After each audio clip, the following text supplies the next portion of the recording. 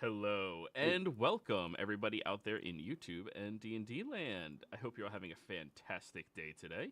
Before we jump into the action, don't forget to like, comment, and subscribe. All of those things help us out tremendously. If you're interested in supporting our community a little bit further, consider becoming a member here in our YouTube channel. Memberships gain you gives you access to some really cool emotes. Holy, how did I forget my script? I've been saying the same thing for years. Gives you access to really cool emotes. If you're interested in playing in any of our campaigns like this one, we do have open slots available in most of our games right now. We run campaigns on Tuesdays, on Friday, Saturday, and Sunday. And yeah, we have them at so many different levels across the realm. Some of them are sticking to the OG D&D 5e rules, and most of them have adapted over to 2024, which has been a blast. So if you're interested in any of them, be sure to reach out and let me know.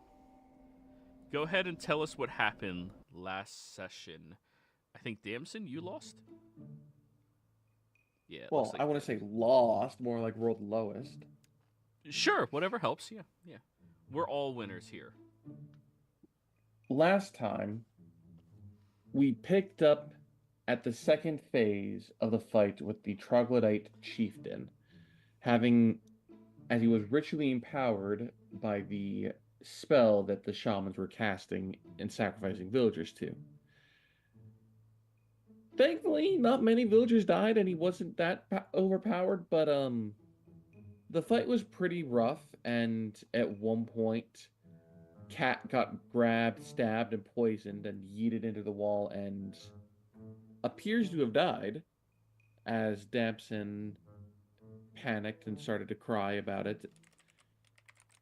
And the others were like, "There's nothing I can do," until Viper came up and said, "Why don't you try putting Cat in the pool of the magic that was being used for the chieftain? That might help bring them back." And Damson took Cat over. Cat came back, is alive once again. A bit more wispy, but still Cat. As the rest of the villagers we grabbed, we freed, and took them back to the first cave where we found. Oh god, what's his name?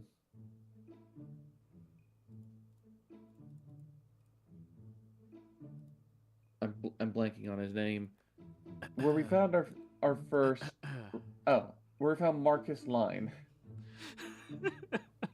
He's right I there. couldn't remember if that was a different one or the one we were looking for. You know what? As that was a halfway point between the troglodyte village and the town. As we got everyone there and started resting and recuperating, we heard noises outside as reinforcements from Daraja, consisting of 15 people, arrived at our spot, having found us. And our next plan is to then go and raid the proper main encampment of the troglodytes, having stopped the ritual site.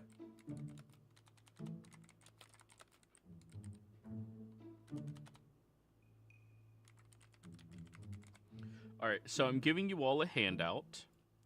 I would like somebody to volunteer to keep track of the notable named NPCs, just the ones that you as a party believe are notable enough to be warranted within that. Would anybody like to volunteer to do this? Remember, if you do that and the recap, you get to be excused from ever giving the worded recap. The written recap, that is. Alrighty then.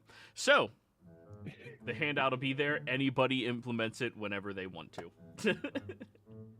I can't do it because I know who's important. This is who you guys believe is important. Fair. Yep. So, you all went into a cavern back a few miles with the people who were going to be ritually sacrificed to rest up. You and all of them were not in any capacity to be able to handle the enemies that lie ahead inside of the encampment.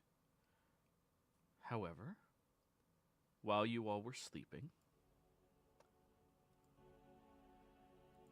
You awaken after some time.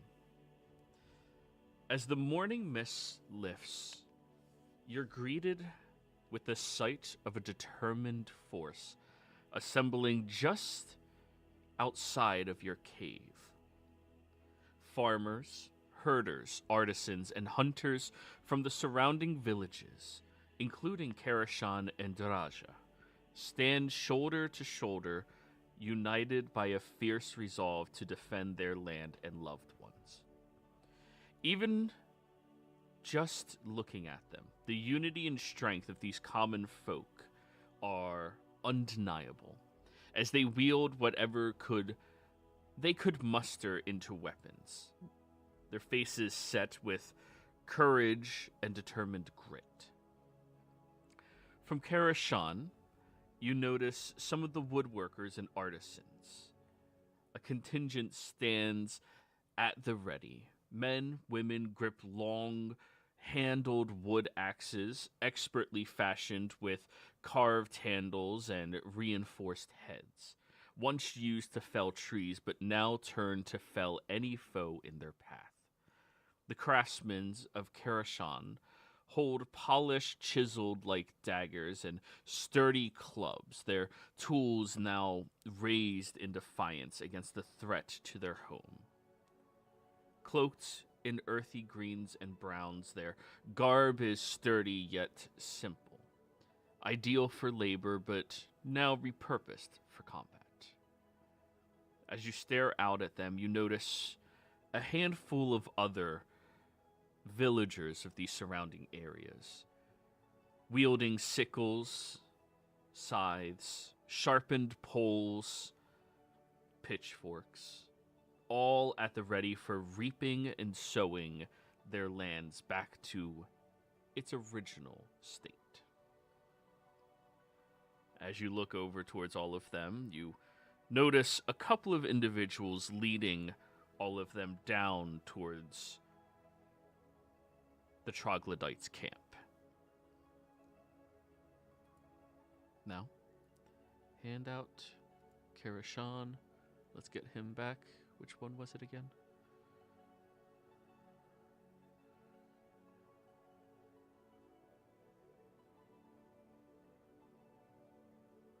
No. No.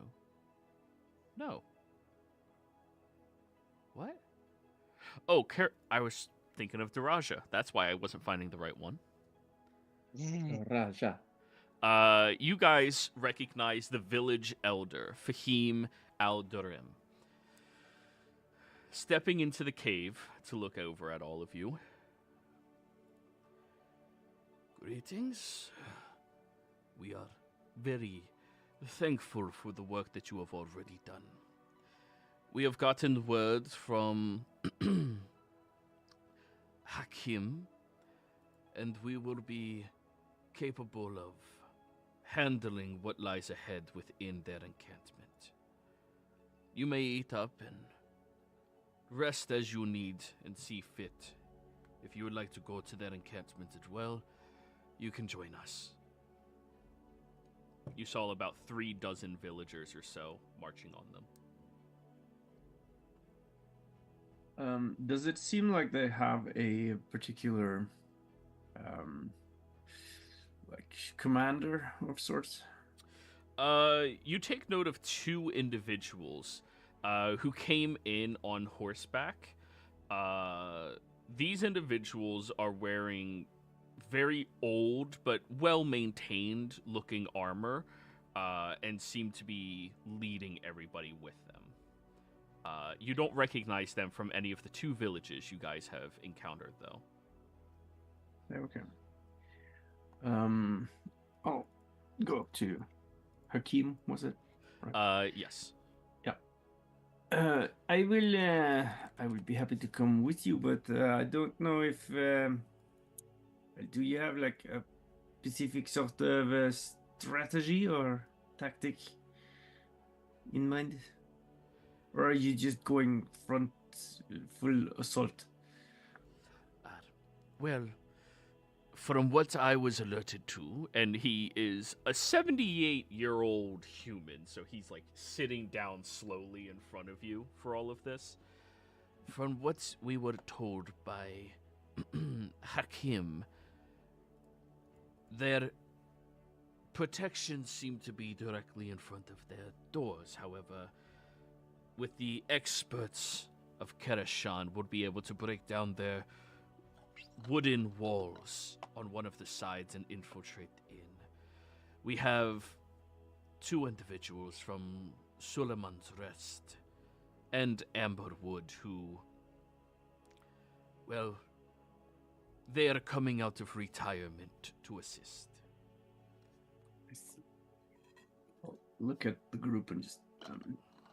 Well, I mean, it seems only natural that we come along and help if we can, right?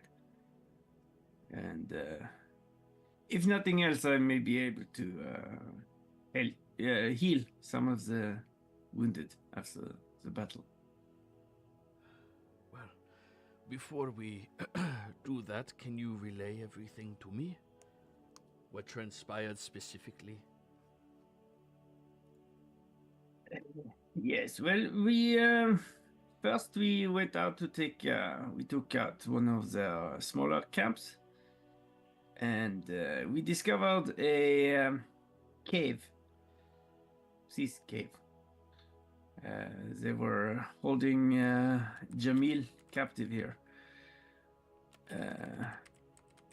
He was in a bad state, but we managed to fix him up a little bit. But well, after that, we went on to their other more.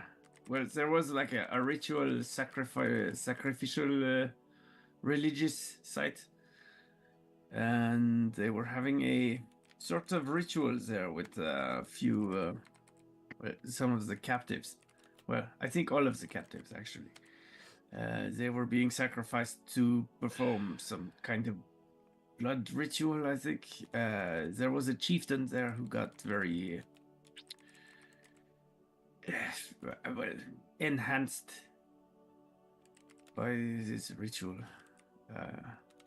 But we managed to defeat him. Unfortunately, some of the captives did not make it, but we saved those we could.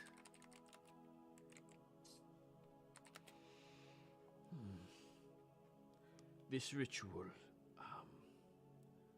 it was something religious in nature?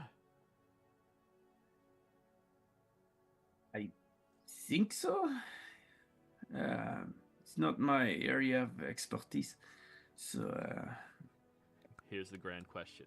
Do any of you have proficiency in nature? Not nature, religion. Nope. I'm pretty sure none of us do. You're not there Only yet. Viper. Viper's Only proficient in religion? Yes. Oh. Huh? Well, Viper's not going to introduce information.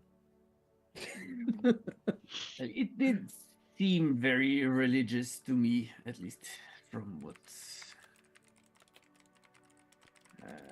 also, our new friend, what's his face?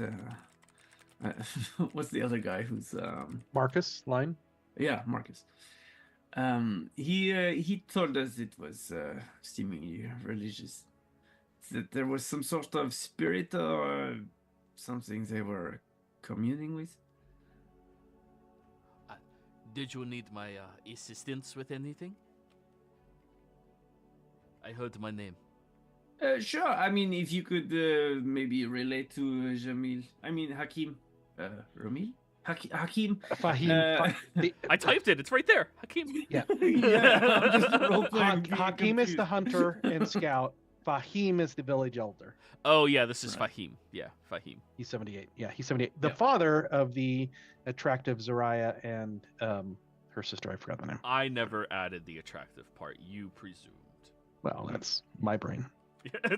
Stylax's brain. Yeah. Yeah, you're the father of that pretty lady, right?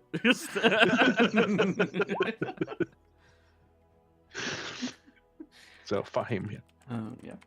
Well, if you could tell Fahim here what sort of experience you went through, it's maybe you know more you were there, or at least more of it. Well, yes, I will be more than happy to assist you with this. So, the ritual they were doing was clearly to some type of idyllic entity. They seem to have a fixation on a specific word that I could not identify. It was Guroto, or something like that. Tamsin, insight check. Yeah, I'll do an insight check because I have been learning Trog, kind of.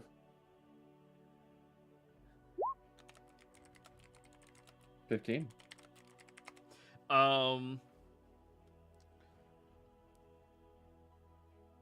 Of slaughter is the closest translation you can pick up, but you don't get specific outside of that. Like, it sounds like he's trying to say of slaughter in Draconic, which might be similar to how it is in Troglodyte. I think that might mean of a slaughter. So some deity of slaughter?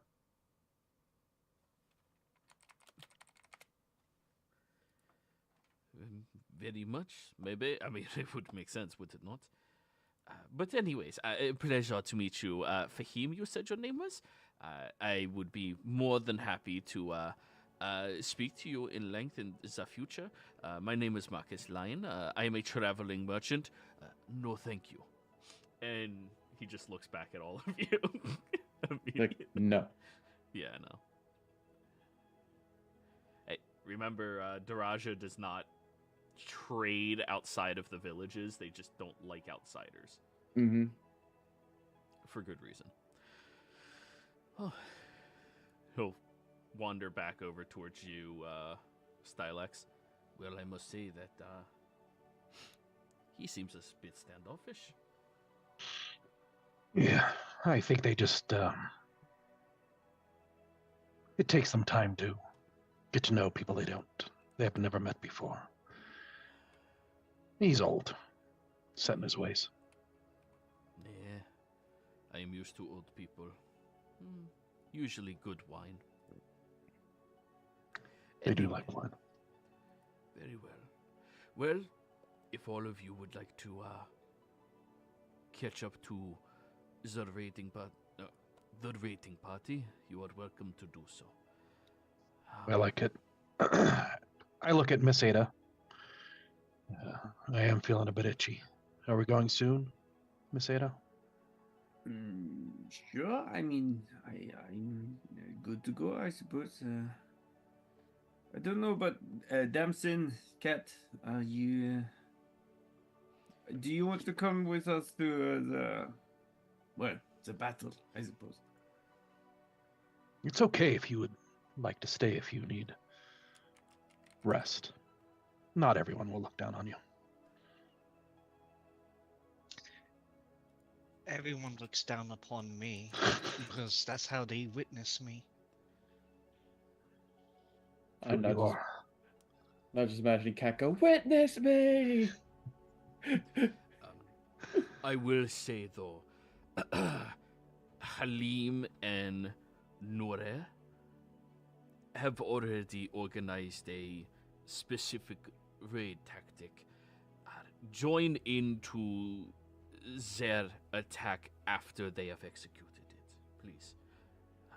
They are not individuals that trust outsiders, despite my recommendation.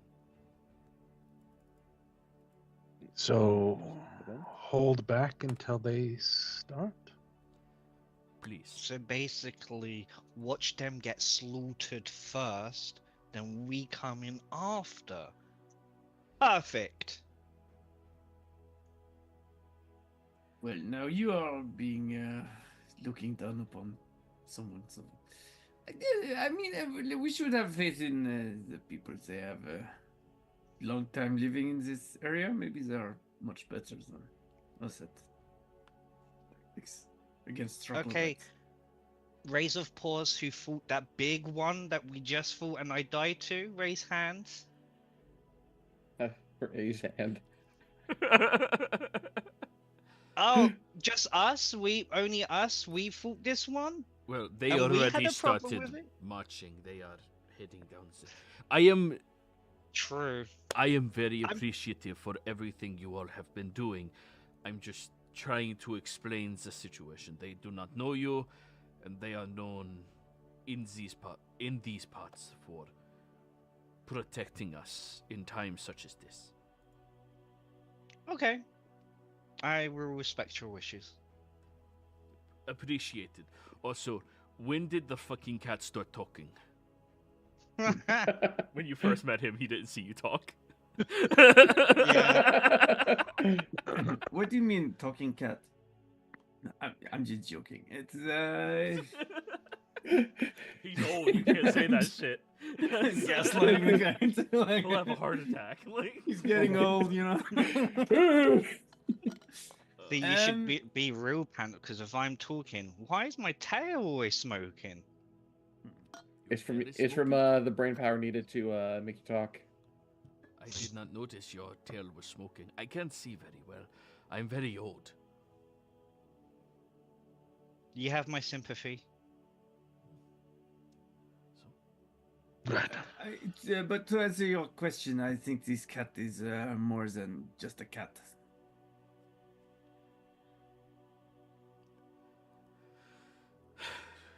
We are appreciative for the assistance you all have given us. And he just leans back. I'm too old to deal with this. Yeah, he's too old for this shit. Right. And Kat, I don't mean to step on your toes if you want to explain it yourself. I'm also very curious, but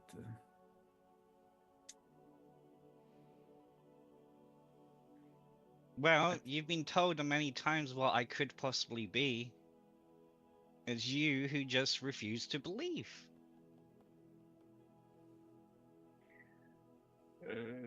sure. Right.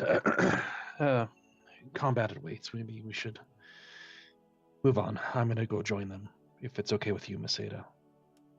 Right now, I will come with you. It's And We I'll started it. We should see it through to the end. Very well. I'll- Yeah. take the spine, and I'm holding it, resting on my shoulder, and then on my back I've got strapped 2 other giant clubs, 2 great clubs. I thought you were going to say you strapped the guy to your back All right, again. all right, all right. Now this is coming into play. You do have a powerful build, though. How much do great clubs weigh? Not too much. It's like I'll look it up. I don't know why, but I just imagine playing golf with a great Weapons. club. I'm gonna start giving them away, but I gotta find 10 pounds each, so that's 30 pounds. Okay. No, the big one is twice as much. The spine. Okay, so it's 20 pound. Yeah. But you have a powerful build. You're not encumbered yet. All right. So, you all hurry out and begin catching up to the raiding party, giving them their respectful distance and making sure they seem fully aware of their plans still being the forefront of what is happening. Damn. From your vantage point, the scene unfolds in a crescendo of chaos and valor.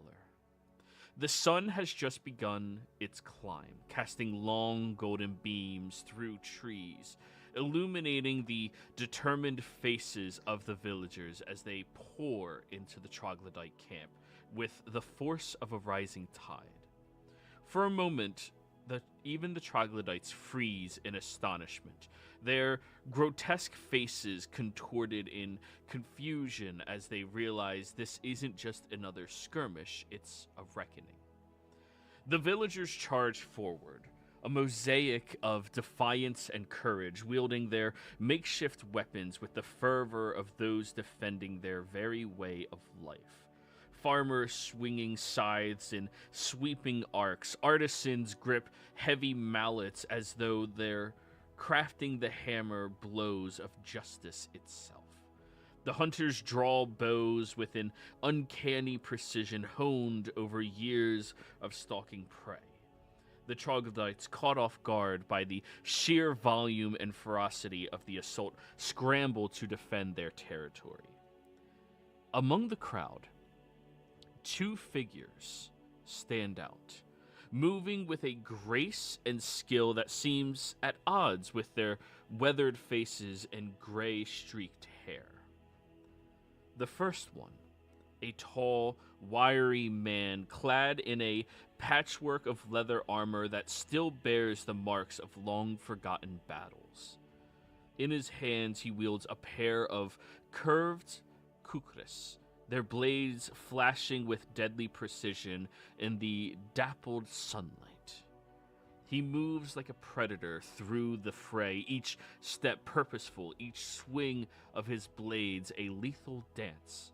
He ducks under the troglodyte's swipe and drives a kukra into its exposed side, twisting the blade before pulling it free in a spray of dark ichor.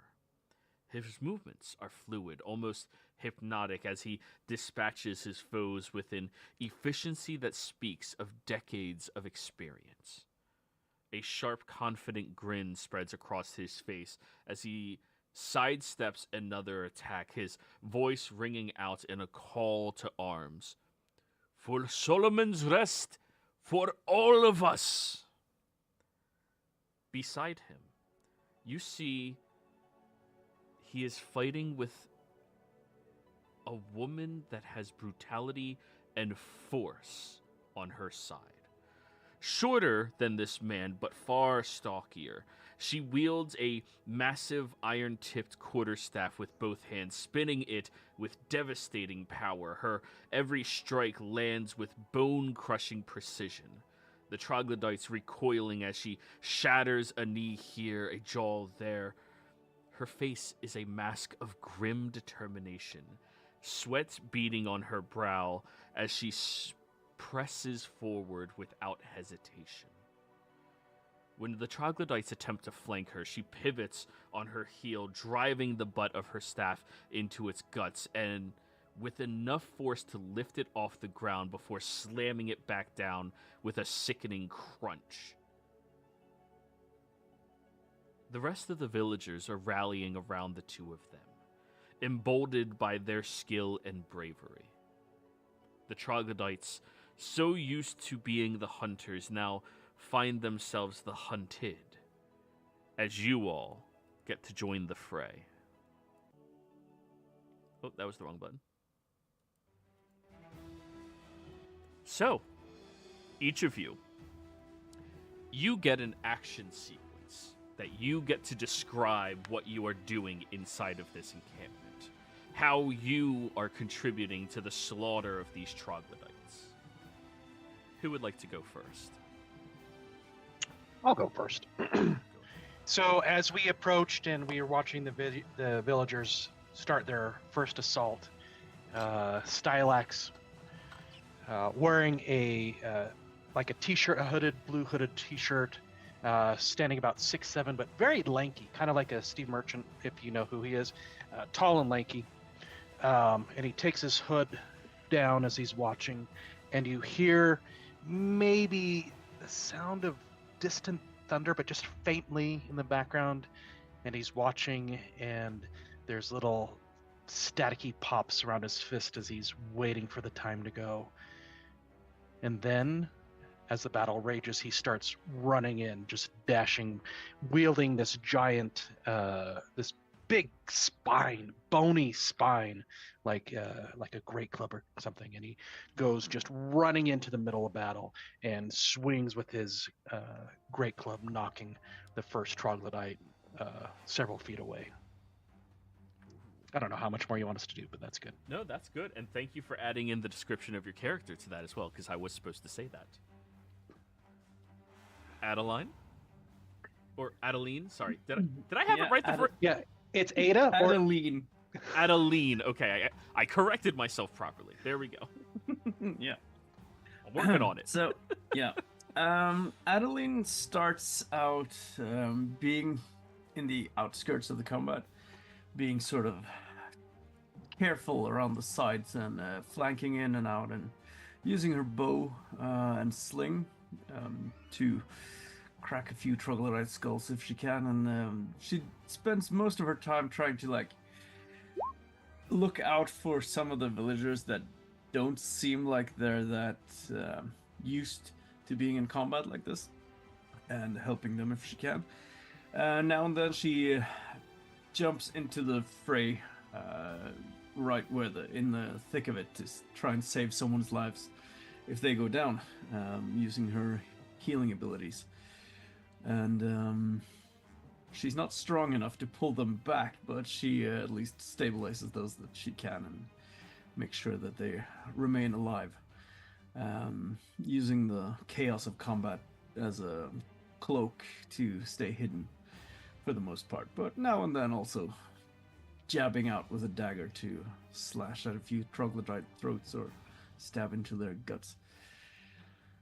And yeah, her ginger hair is eventually caked with blood and grime and mud and all kinds of nasty dirt. Nice. Do we have a volunteer for next? Sure. There you go. Damson is at the moment keeping more towards the rear of everything. The 6'7" black and Damson Dragonborn, as she has her like crossbow out, taking shots, subtly infusing true Sargano, because she still knows these villagers are wary of magic, so it's not like violent open displays, more like, oh, she's a good shot kind of thing. And as she runs out, or if she runs out of bullets, because 20, she goes to try to recover them, and as one troglodyte comes up, quickly grabs the spear from her side to then jab it into them, using more of that almost unnatural accuracy to hit those vital weak spots. And description of your character? It's a tall, 6'7" black and Damson Dragonborn. Peacock-like feathers coming from the back of her head as these bright violet purple eyes are just staring out at the battlefield, keeping a close eye on the enemies, but an even closer eye on Cat to make sure that they don't get hurt again. And speaking of Cat,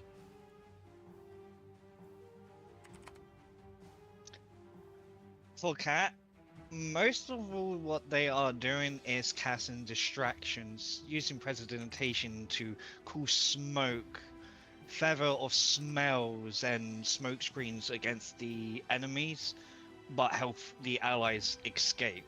Trying to look out for the peasants for once, then focus on the pure combat. For most of what they might see is a small tabaxi, maybe feline creature of a silvery blue fur coat that seems to be like a fiery smoke that comes off of them, bamfing from left and right, teleporting, pulling people and pushing them out of the way of combat. all right. And for your description, other than just so basically from a standstill, they are roughly around 3 feet tall. Their mass seems to changing as well as the fur color, as if a passive thing. They seem cold when you look at them, as if all they are looking at is the death and destruction around them, and somewhat smiling.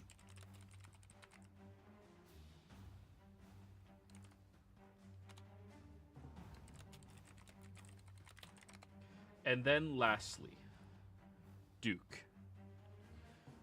You've been biding your time in this encampment, knowing that the people who are here are being categorized as one of 3 things: food, sacrifices, or useful tools. Choosing the path of being useful, you've been working with them. Yes, Ada, we'll get to that when you guys meet. Yeah, sorry. I was supposed to ask you as well. Actually, yeah, before we continue with Duke, go ahead, Ada. Okay. Yeah, a few times that you might be able to see Ada is she looks kind of out of place, like basically a sort of commoner from some foreign lands. Her style of clothes is a bit different, and she's much more pale in her skin. She's got some light freckles on her face, and she's not very tall. She's about 5'2", and yeah, very nimble and agile. Wearing a medic's apron that or sort of also serves as a leather armor. Okay. Yes. So, you've been finding it is best to keep yourself useful, being a pack mule for them, organizing their inventories, picking up all of the heavy objects and moving them for them as best as you can. It has been a painstaking couple of days that you've been in this encampment, but there's been one benefit to it all. You were able to stow away a couple of weapons.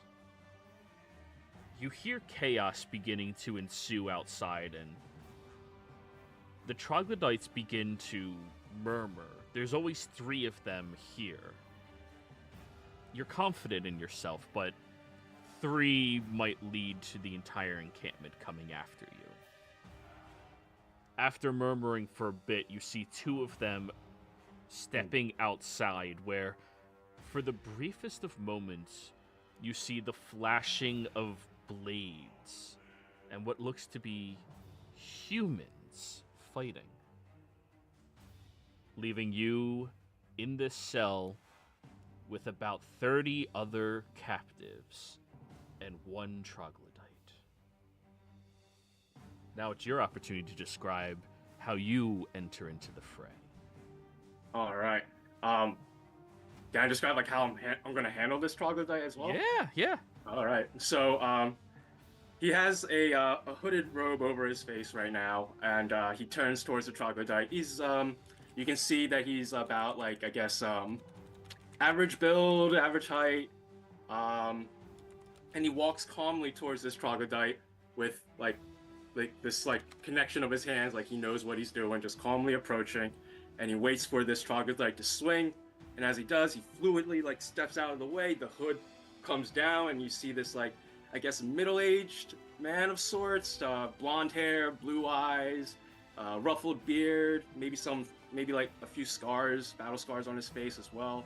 And he just fluidly moves out of the way. And it's also, the fluid is also a little bit jerky as well, because he'll stop and then all of a sudden accelerate really fast as he swings to try to take out this troglodyte with the sword that he picked up and found.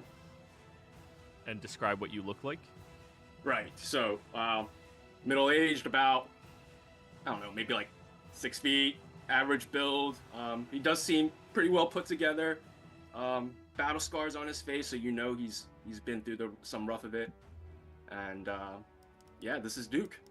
All right. And after taking out that 1 troglodyte, you see many of the other captives in here looking at you as you begin slamming against their wooden cages until inevitably you break it open, freeing the others. And everyone else, as you are inside of this large encampment, noticing there has to be at least 50, maybe more troglodytes just here.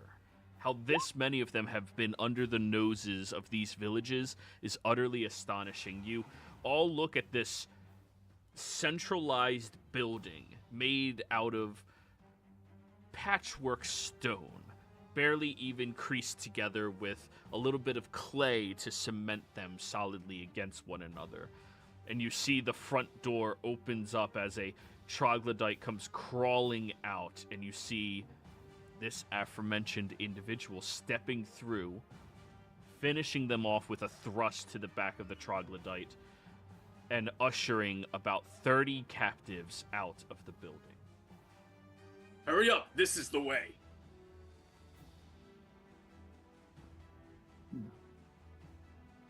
Seeing him lead what looks like a group of captives, I will start working my way towards where he's at to help clear the path for the captives.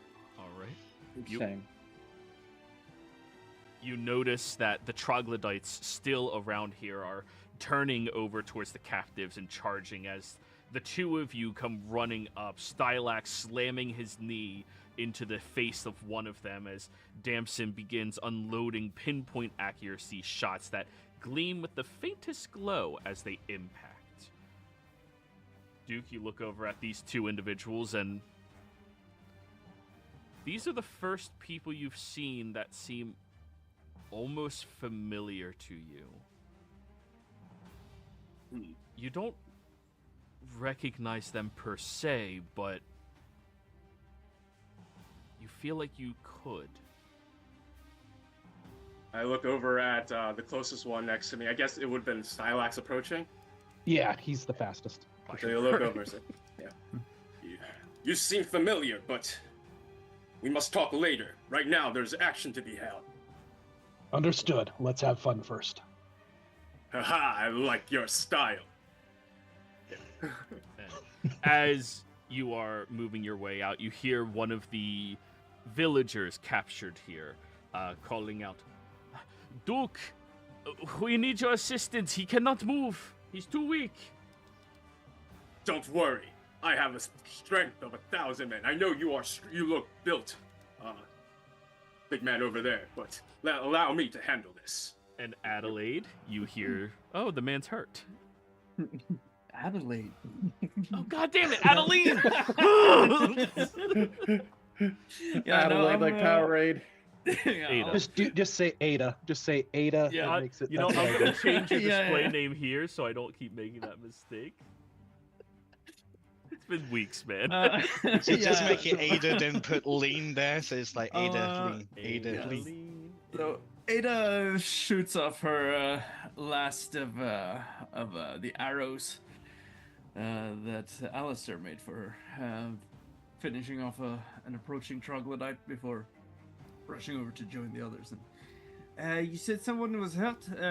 I see. Yes, and she. Hello. This man is dragging this other man out who you can see his leg has been severed off at the knee and crudely bandaged, much the same way as the first captive that you saved. Somebody took a snack from him. Shit. Yeah, bring him over there, back to the tree for some cover. Fix it a little bit. There are more of us like this. More of us hurt. I'm going to look around for one of the captives that seems in decent shape. I mean, I know that they've all been captive and blah, blah, blah. And I'm going to give them the Vicious Great Club. Oh, yeah, you just. Oh, thank you. He looks. And just goes charging off into the fray immediately. You ate my brother! And just crashes into somebody. Took a trog to the knee. But yes, seeing numerous individuals limping and barely even being able to walk out of here, you see that older but stocky woman looks over towards all of you. Take the prisoners over to the tree line, make sure they are taken care of, then come back if you need. All right. We will open a path for you. She gives a very distinct whistle, and you see that same man as before look over and begins charging directly into a line of a bunch of individuals, alongside with Duke and, of course, Stylax, as they are opening up a clear path for all of these prisoners.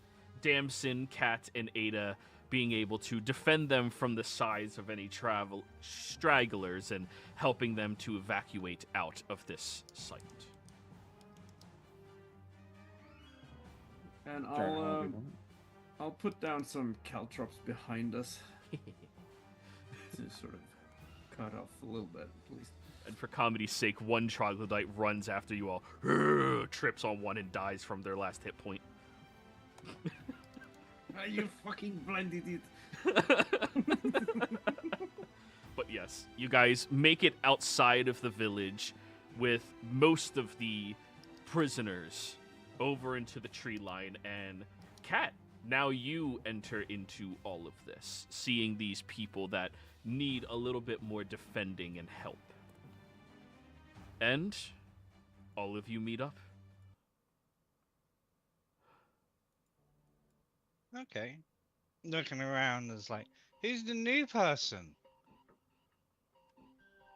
I don't know. They were inside the camp with these other ones. Are you referring to me? I think they are. It can speak! You Yes, look you are down referring to me. at the cat that is speaking, Duke, which is weird. I've never seen something like this before. This cat is sort of strange. Well, hello there. My name is Duke. I'm Cat. I see that. No, that's the name that I go by. Have you All actually right. have you started remembering what your actual name might be, Cat? Or No. okay. After being slammed into the ground and seeing my life flicker, I don't remember after that. Something happened. I know something. I feel it, but still nothing. All right. Well, Duke, was it? My name is Adeline. I am also quite certain. Well, I'm not sure, but my last name might be Devereaux. Skin is so pale. Where do you hail from? It's not pale. It's fair. Sorry, I did not mean to I be judged. I was just curious. Well, I apparently I come from a place called Nirond. Nirond? Have you heard of it? It's a kingdom far to the east. I'm sorry, I have not. I actually don't remember much. Huh. I'm You're Stylax. also- Oh, go ahead. No, yes, this is Stylax. But you are also. Can I see your forehead? Forehead. I mean, yes. I guess he'll. Yes. Oh, come a bit closer. Just going up on my tiptoes and reaching up to look. Medicine check. Yes. Anybody proficient? I think it's only Ada. Yeah, I figured. Nobody ever takes medicine. Screw saving the villagers. We have magic. Where's my skills? Oh, here we go. 15. All right. So this was the check while you're maintaining and checking everybody as you're having the first part of the conversation, stripping them of their previous bandages, which are only going to cause them infection, getting more of that ointment that you had made previously that hurts like a son of a bitch, but it'll help them survive. You're checking everybody, making sure they're okay, but once you have the people that look like they are the most pressing, people missing limbs, you look over at Duke, and when you grab onto his head and look at it, you both begin feeling this surge in your head, this quaking migraine as you're met with an image inside of a tavern, familiar one at that. As the night was beginning to pick up to its apex of activity, this individual, Duke, had accidentally bumped into Ada. Ada, snapping back and terrified, began to push him away out of fear and him trying to be nice about it and, comforting, Stylax came in from out of the bathroom, flew over, and slammed his head against the table where you see the large gash.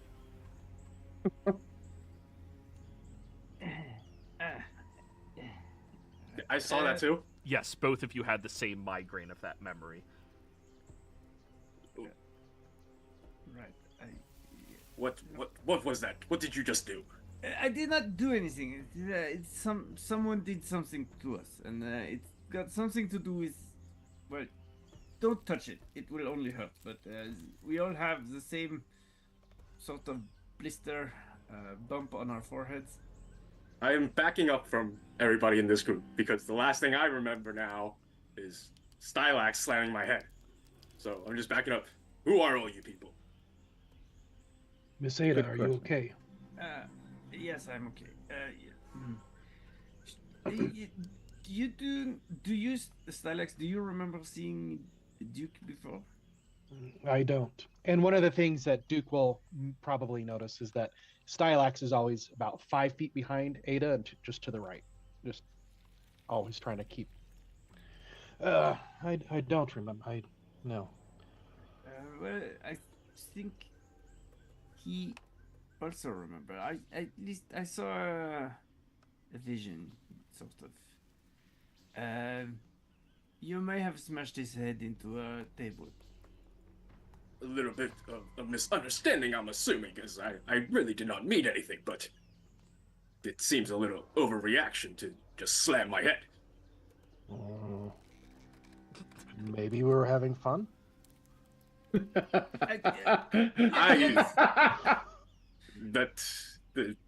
weren't having that kind of fun. Right. Sure. Let's all just calm down a little bit and presume it's nothing more than a misunderstanding. Stylax is a little bit protective of me, and Were you with the man in the brown robes? I interrupt. So, Duke, before waking up inside of this unknown territory, trying to get with a couple of the local villages that really want to keep you at arm's length, getting captured by the troglodytes, you have very little memory of anything previous to that. But what you do remember is when you were coming to in that bar with already a huge headache and blood stripping down your face, you remember looking over towards the door as everybody else was becoming immediately intense, and everybody beginning to collapse as you look over at this person with a twisted staff and brown robes, and then darkness. Well, now that you mention it, there was a man in brown robe. I explained the memories that I did see. Yes, that's the one we. Have Well- you eaten in a couple of days? No one's asked you that yet. Why, thank you, Cat. But the last thing I do remember is, waking up from this helping out these troglodytes, sort out equipment, and when I found the opportunity to free these people, I did. Well, we have some food. We'll take care of everyone to get sort of set up and situated. Yes. But it seems we are all. Well, you see, all of us, we are suffering from the same amnesia, but with memories of this hooded, brown cloaked man. There are 3 others as well, not just us. One who was with us, but they left yesterday. I think they went out to scout, but never came back. Then there is a wizard who has the problem, and a rogue who has another problem who escaped from us. Right. And there were also 2 others actually that we learned about, but we have not seen them yet. Well, this is a lot of information to take in, but Right. thank you for at least piecing together most of the puzzles. Otherwise, I would have had a much more difficult time with this. But Sure. This is from what I'm understanding is that all of us have some sort of memory loss, and the main culprit of it is in all of them is this hooded figure with that twisted staff. Correct? Right. And we have learned a little bit more about who this person might be. We don't know the name yet, but we know he's a very powerful wizard, connected to some sort of well, I'm not sure if guild or at least some sort of order. It seems like we have an acquaintance that we saved. Well, actually, just yesterday. He might be able to tell us a little bit more. But yes, we all seem to have the same enemy in common, at least. It does seem like all of our ways are intertwined together then. You did fight magnificently and valiantly, so. As did you. Thank you. I'm sure whatever we had was either out of fun or misunderstanding, and I'll reach out my hand to shake. Well, whatever it was, you do pack quite a punch, and I'm sure we can get along just fine. And I'll like go for the forearm and do like one of those strong grips. Yeah. When he's reaching out his hand, Tap in the back. Ada will take a look at his hand. Does he have like a signet ring or anything? No. 6 fingers, missing one. Mysteriously, the ring finger is missing. Just What? no. He got hungry one day. He needed a snack. I'm just curious. You said your name is Duke, or is that your title? No. My name is Duke. Duke Landron. All right. Duke Lantern. It's sure. It's just a different sort of naming convention that I'm not used to. I would tell you more about it, but I have amnesia and cannot remember. Right. No, it makes sense. I also cannot specify exactly how I know. It's just I have a feeling that like if someone were to call them say Duke without being a Duke in my home, someone would probably kill them. Nah, I kind of want to become a Duke, then name myself Duke, so I'd be Duke, the Duke. Maybe Duke. Maybe my parents had aspirations of me to become such. I'm not quite sure. And then when you have to go to the bathroom, you take a dookie. Yeah.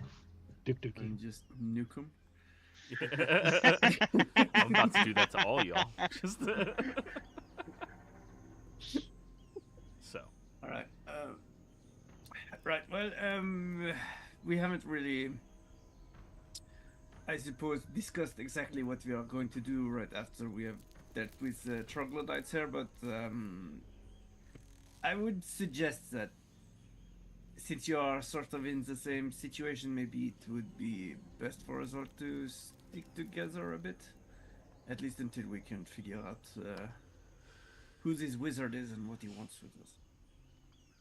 I was going to suggest the very same thing if your Groot will have me. I excel in combat, I am physically strong, as he flexes, and I can navigate my way through the jungles. As far as that is good. It did, well, like Kat said here, it's one of our previous companions seemed to have skedaddled, as it were. You guys did receive your notes, right? I never got a note, but I'll message him. He said he was going to like leave notes for some of you. In Discord? oh, Or? okay. I'm not sure where it was going to be, but yeah. Oh, okay. I never gave him handouts, so I'm assuming in Discord. Yep. Ah. No, I haven't received anything. But yes, so Duke, are you a knight of some kind, or? No, I just trained myself and followed the will of the way. The way? And he connects his fingers in a triangle after he says that. He's some sort of style. What is it you call your style again? You mean which style? Yeah, your combat. You fight with your hands and fists instead of. Yes, fight. What else?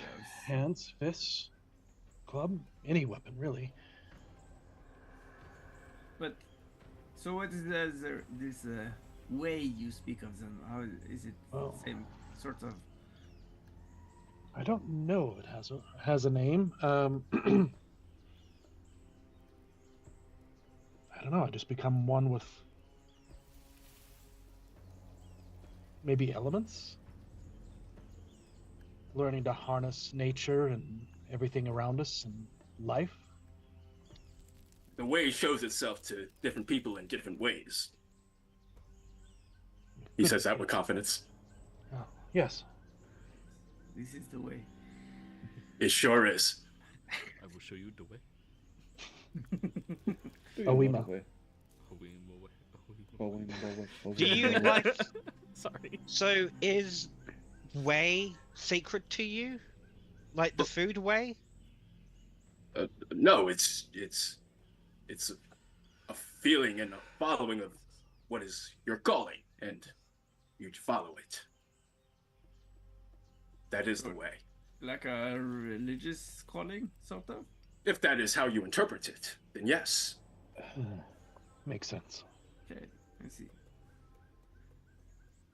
All right. Well, it's sort of not super important right now, I suppose. But let's take care of the wounded and try to get everyone. Yes, I do agree with you. There are more important things to be had at hand. Where should we start with this? Well, first off, his leg needs to be fully amputated before it infects. Sorry, it's too far gone. You won't feel anything. There will be Can I, sepsis. non-lethal, knock him out. You won't feel anything. Actually, I guess it would be like pressure points or something. Yeah.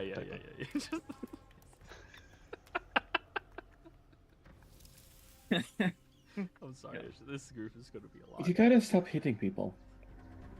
Yeah, I can numb his pain, you know, so he doesn't feel anything. He's numb. Miss Ada has him. He's not numb, he's unconscious. That's That not is- the same. It's not the same. No, it is the same. It's just varying degrees of numbness. Okay, So- if I punch him in the chest, it will wake him up, right? Or not? Because you need that amount of anesthetic to heal him. No, punching in the chest does not induce unconsciousness unless it is a very hard punch that hits the solar plexus, and then you might be able to. Well, it doesn't matter. It's he's out now, and we will amputate. So if you get knocked out, then does Cat have permission to just bite your hand to see if that wakes you up? Is that not what cats do? Good point. Good point. Great, there's a third one now. Do you need help with this amputation, Ada? As he draws his longsword. No, it's fine. It's the leg is almost hanging by a thread anyway. It's, You could say a tendon. Right. Everyone is in attendance. Okay, that's a good one. Yeah, that was go on. That was a good one. So You need me to roll anything, or? Oh no, your 15 medicine is going to be more than good enough. You're aware of what you need to be doing since yesterday, when you literally did this to somebody else. You get them in good enough strengths that they are going to be all right so long as they get back to their villages, get proper medicine from any type of medicine man. You can even instruct them, and you know one at Daraja who will be fine at helping them. But they're more or less going to be fine. While that is happening, anybody proficient at survival may roll a survival check. None of us. Wait 1 second. Still figuring out this new It's like you're built for this party. Yeah. 19. Knowing that some of these people are going to have to be dragged back to the villages over long periods of time. You start breaking down some branches, getting some spare cloth that is lying around, either from people's cloaks or bags of the party or what is going to be down in the village, and you start making these sleds so that it'll be much easier for individuals to help carry some of these people back to the villages. Oh, this is the way. But as you guys are getting situated and set up with all of that, you begin to hear triumphant cheering coming from the battle site. As you look down, and there appears to be one priest troglodyte up on the roof, currently cowering away from everybody, and the last of the villagers are, well, skewering them.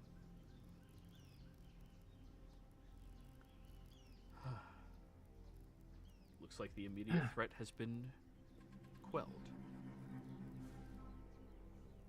I'll, well, seeing that most of the injured have been started to being taken care of, I'll take the opportunity to start looting a bit as well. All right. So, heading back into the village, we are going to take our break, everybody. During the break time, I am going to post different zones within the encampment that you all are welcome to investigate through, to try to, not investigate, perception through, in order to try to find what you want to loot through here. What can be useful, what can be yours, what ties into the quest that you were given, and all of that jazz. So make sure you read what I'm posting, just we're taking break. Okay? All right.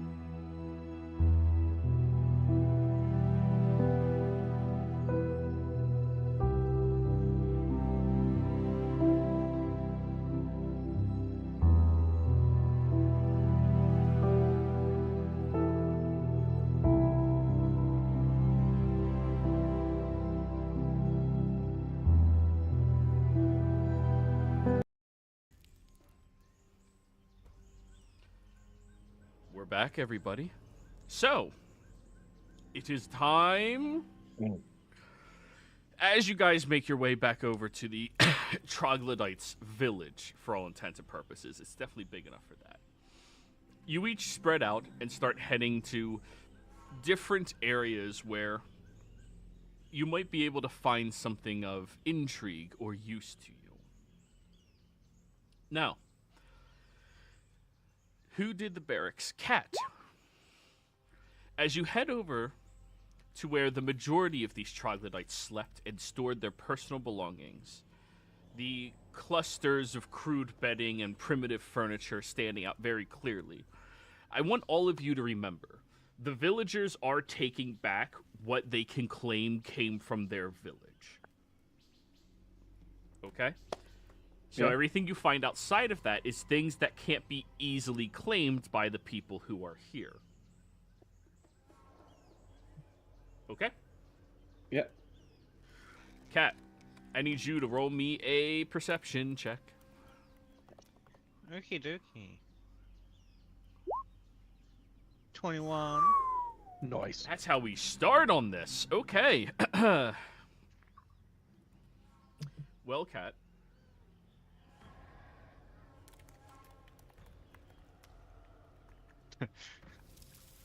I just remembered my line of sight, 120 feet, dark vision. Yeah. As you are sifting through all of these belongings, oh wait, cancel. Yeah. Who's keeping track of the loot? Because you hit the entire table. I'll start typing. Okay. Go ahead, Danson. Roll me a d6, Cat. Okie dokie. A 4. You find 4 crude tools, sets, hammers, chisels, bone knives, things that they would use for their own versions of crafting. Roll me a d4. 3. 3 Hold on. medium... Did that come through? Oh, I don't see anything. 3 medium bundles of cured leather and animal hides. They're meant for leather working, obviously. Roll me 3d6 and 1d4. Damn! Okay. 5, 6, 5, and a 2. Okay. 2 well-crafted short bows. Distinctly against the crude ones. These ones are good. And 16 well-crafted arrows. You find a sack of scavenged coins. One of them was hiding. I'll type that one out for you, just to make it easier. Okay. That's a lot of gold. Yep. And I created this table before we had the new character, so I'm going to double check my magic items that you are finding, just to make sure it doesn't break my game. Sorry. Mm-hmm. That's fine. I compensate things I'm based on off the your group I side. have. Yeah.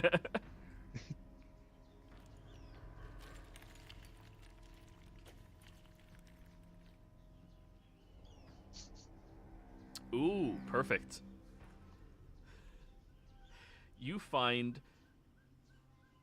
a spice pouch that seems empty, but you can distinctly smell a bunch of spices coming out from it. I sneeze. Mm-hmm. Remind me about that whenever you can get it identified, or Damson can identify, look at and check. Yes. A chest containing an antique hunting horn worth 25 GP, and a weathered silver necklace worth 50 GP. And the last thing you find is a wand, which I'm going to make life a lot easier, everybody, is a wand of detect magic.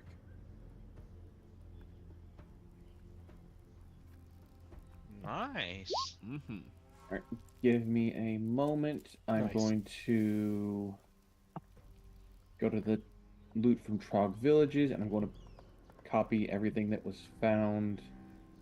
Into the barracks area? Yeah. Yes. Make sure you do mention the spice pouch with nothing in it but smells of diverse spices.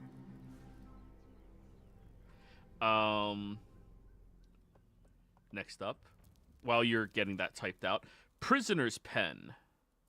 Duke, you have advantage on this perception check. All right.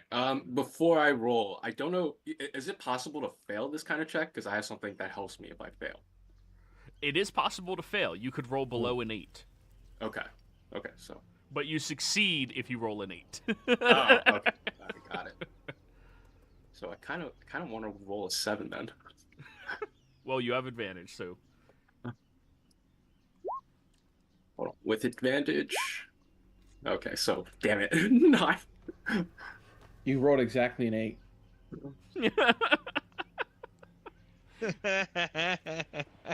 Roll me 2d4. All right. 2d4. You find the bundle of 5 rough hemp ropes, 50 feet each, that you were hiding for escape. You're not sure what you were going to do with all that rope, but you had it. This could be useful. This could be useful. So you walk out with a lot of rope. What is that? That's 5 times 50 is 250 feet of rope. You're going to make sure someone's really tied up. Nice. Yeah. We can wrap it around Tarasclasks. Yeah, you can. All right, so that was an easy one. Chieftain's tent. Oh, you guys are gonna. Do you want to know what you missed out on, or do you want to just be ignorant as bliss? I think ignorance is bliss. Ignorance bliss. Okay. Yeah. I mean, I can always come back through with Detect Magic up and just check. Sure can, especially with that wand. Yeah, and I have a spell. Oh, okay, fine. Whatever. Spells. All right, Chieftain's tent. That is you, Stylax. Perception. All right, here we go. Oh, wish we had rerolls, but here we go. I got it. Come on. Does anybody have that performer feat thing? Oh. Nope. Damn. 10. What did I roll? 6 plus 4, 10. Or no, wait. 4 4 plus plus 6. 6. I don't have performer. I do have actor. It's the one that you can hand out The inspiration. entertainer. during Yeah. Yeah, or yeah. Musician. Musician. Thank you. No, I don't have that one. It's a great one. Roll me a d10.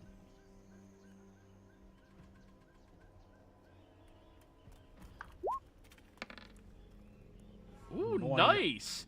You find a bag with 9 precious gems worth 10 GP each. Ooh, nice. Yeah. We're actually getting some money. Roll me a d6. Yeah. It's like you guys finished a huge story arc. Imagine that. 3 vials of oil, as well as a crude lantern. Are you writing this down, Damson? Yes, I'm writing it down in the Okay. loot from Trog Village. Okay, just making sure that because I Just wasn't. make sure no one else has it open so it doesn't delete it by accident. Nobody else is editing. That's, yeah. Yeah. All right. make sure- Now the storage pits. Perception check, Ada. Yeah, the only person who has an inspiration is the person who did the recap. Yeah. I'm just checking to see if I. These chips are so good. Is that? Oh no. it's not. All right. Shit. What's with these fucking bad rolls? You guys are still getting good shit. Yeah. So, roll me 2d6.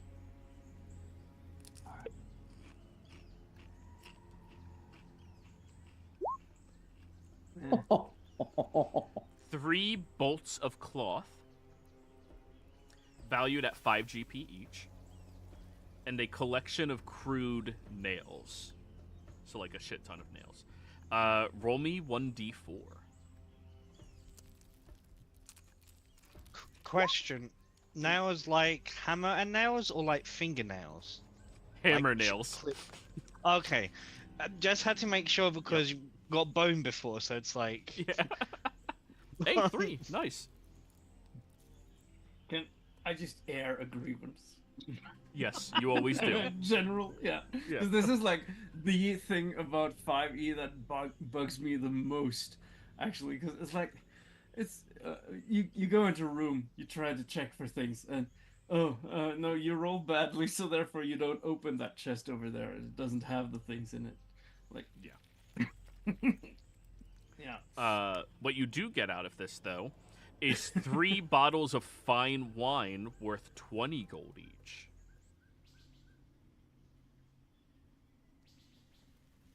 And you don't check the chest over there. Yeah. But- Just forget that. Oh no. Yeah. I don't know how to do that. I just got 17 intelligence. Well, in this instance, it can be justified. You know, other people are coming in, claiming things are theirs, being like, this is from our village, our marker, and leaving Boing. with it, you Right, know? yeah, sure. It's just like Oh. I'm used to playing in 3.5, for example, where you could just like take 20 because you just decide you're just gonna spend a whole bunch of time just checking it. There's a new mechanic for this. Oh, okay. Do I want to do it now? And go back and give everyone else better rolls. No, it's success, but Oh, the yeah. new mechanic of you could succeed, however, something else happens. A consequence. So, Ada, would you like to reach the next interval of looting something? However, something else will happen because of that. You accept a negative penalty to succeed greater. Yeah. Okay. You do find a hidden cache with 75 gold mixed in it. All right. However, when you look at the coins, there's a unique symbol that seems foreboding to you on the heads of the coins. It'll come into play eventually. Make sure you distinguish that 75 gold separately. Yep, I have it marked down on there with unique symbol that seems foreboding to Ada. Now let's go back to Stylax. Would you like the next interval? Absolutely. Why not? I love how much trust you guys have in me. No, maybe like a genie will pop out and start attacking us, or Yeah. Stub your pink tail real bad. You have to So- snap back into place. TPK on Duke's first day. That'd be fun. It was the way. It was the So- way. What you find is the next interval of cool item here.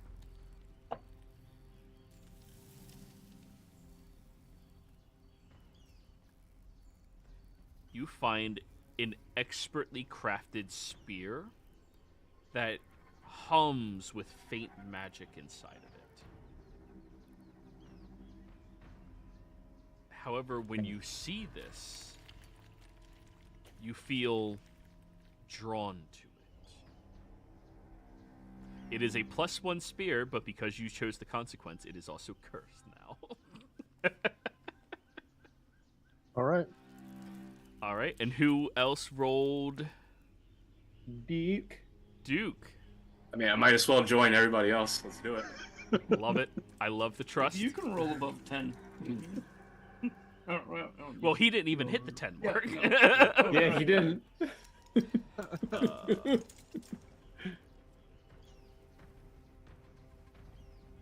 You find a set of manacles worth 15 GP each, and a prisoner's hidden signet ring worth 25 GP. However, everyone in here was a villager. None of those are nobles.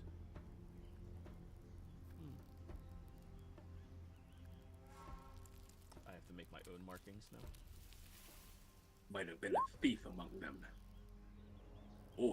hidden noble. Ooh. The manacles are also cursed. Oh, they are? Okay. No. Oh, that was me in the chat. just saying that- They're cursed with tiny manacles on them. They're the thumb shackles. Thumb shackles. It's the finger traps. Just, I can't escape. Every time I pull, it tightens. How do I escape? So, ritual site, Damson. Yes, I am doing this with Detect Magic up. Sure. And I will be using the session recap advantage. I'm going to treat your detect magic as lowering the DC if something in here is magical. Surprise, Okay. the ritual site probably has magical shit in it. Yeah. Alright, perception. At advantage. 14. Not bad. Not bad. You find a collection of ritual candles and chalk valued at 15 GP total, which is good for spellcasting for anybody who's doing that. You find a carved stone idol of their deity. You also find a vial of incense of meditation. Roll me a d4.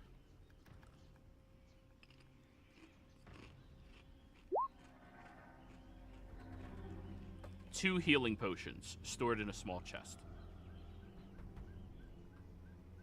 And now I have to offer it to you since I offered to everyone else except Kat. Sorry I didn't offer it to you, Kat. You just did good enough to unlock everything. I am cat.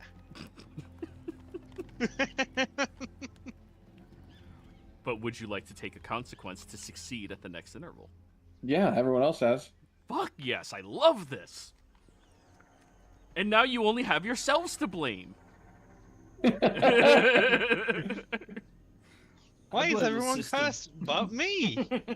So, I mean, you have your own curse. you find the chieftain's ritual journal, detailing dark rites and revealing valuable bits of information when you finally translate it into proper Draconic. However, you are going to be distracted by this for the next, we'll say, week until you finish reading it, giving you disadvantage on all checks that require sight.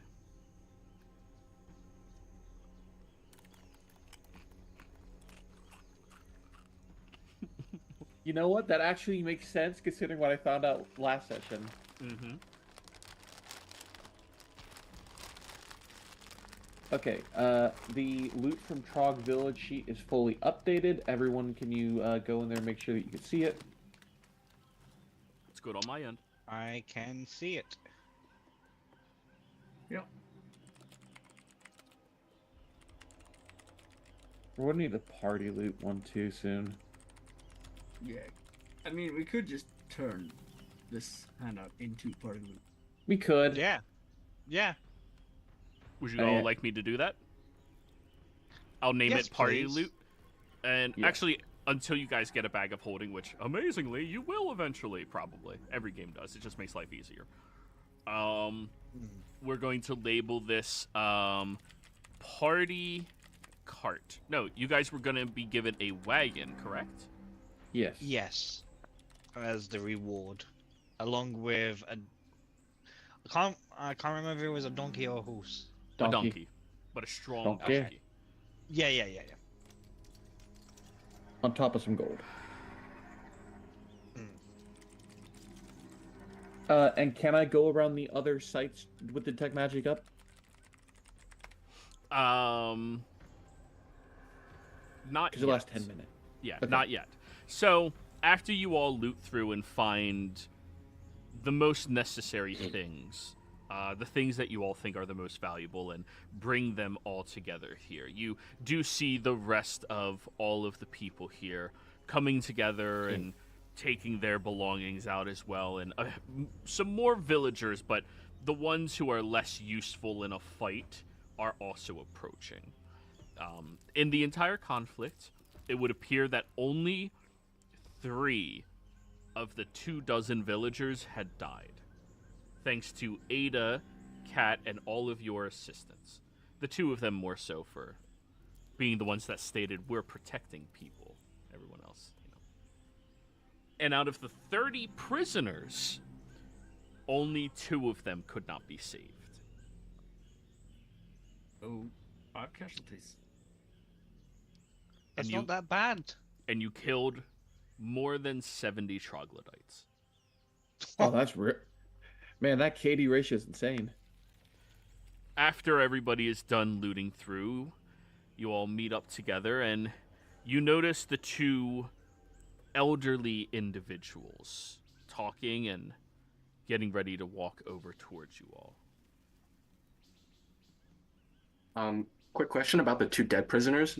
Yeah. Did any of them look like they might have been probably a noble, maybe like a finer cut or like cleaner hair or something like that? Oh, absolutely not. No. Okay, got it.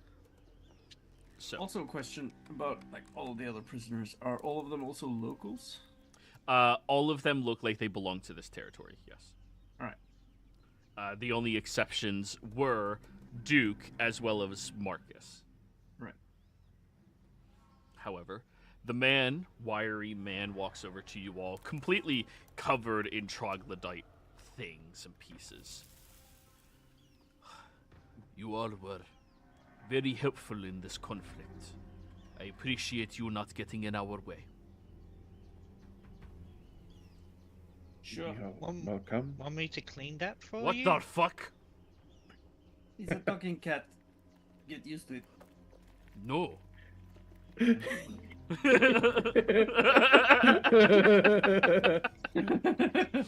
Yes, I suppose I should also not be used to it, but unfortunately I am. The woman walks over. Are you some type of deity? Some type of kitty. Many have said I am, so I'm just gonna go with yes.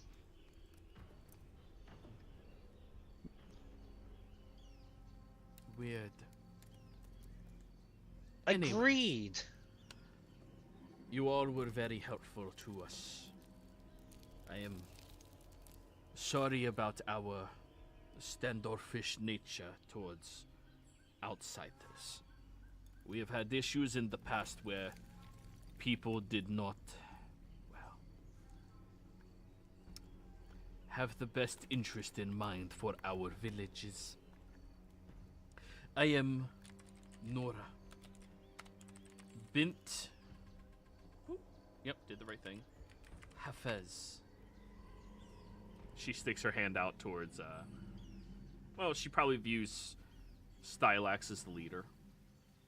Because he's the biggest. Pleasure. And I am Halim al-Jazia.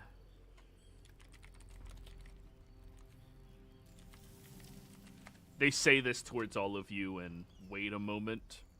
I'm Stylax, and this is Miss Ada, Duke, Damson, and the cat. Yes, I remember you, Duke. You tried coming into Solomon's Rest. I did? Yes, I did. When you woke up, that was the first village, and they just wouldn't let you in. It wasn't a welcoming visit. It never is with us. Outsiders seldomly have the best interest in mind when it comes to our villages.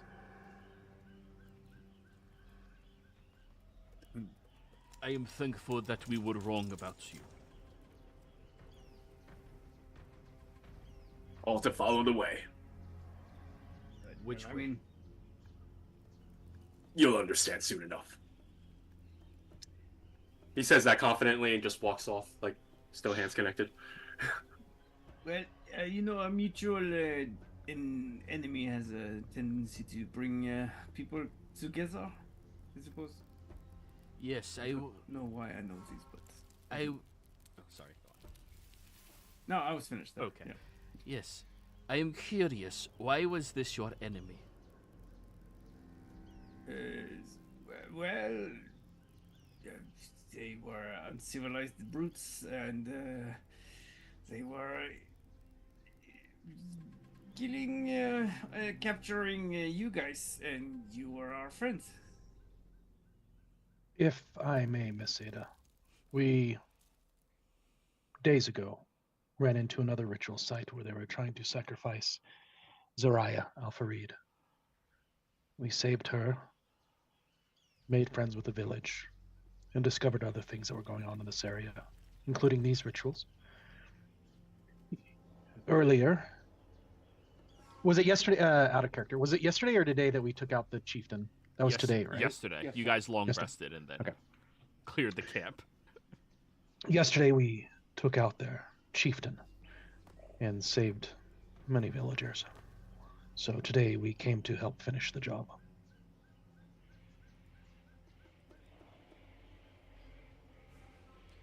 It is good that there are noteworthy adventurers out there that still care for the way of simple life and the value of it, without the reliance on magic.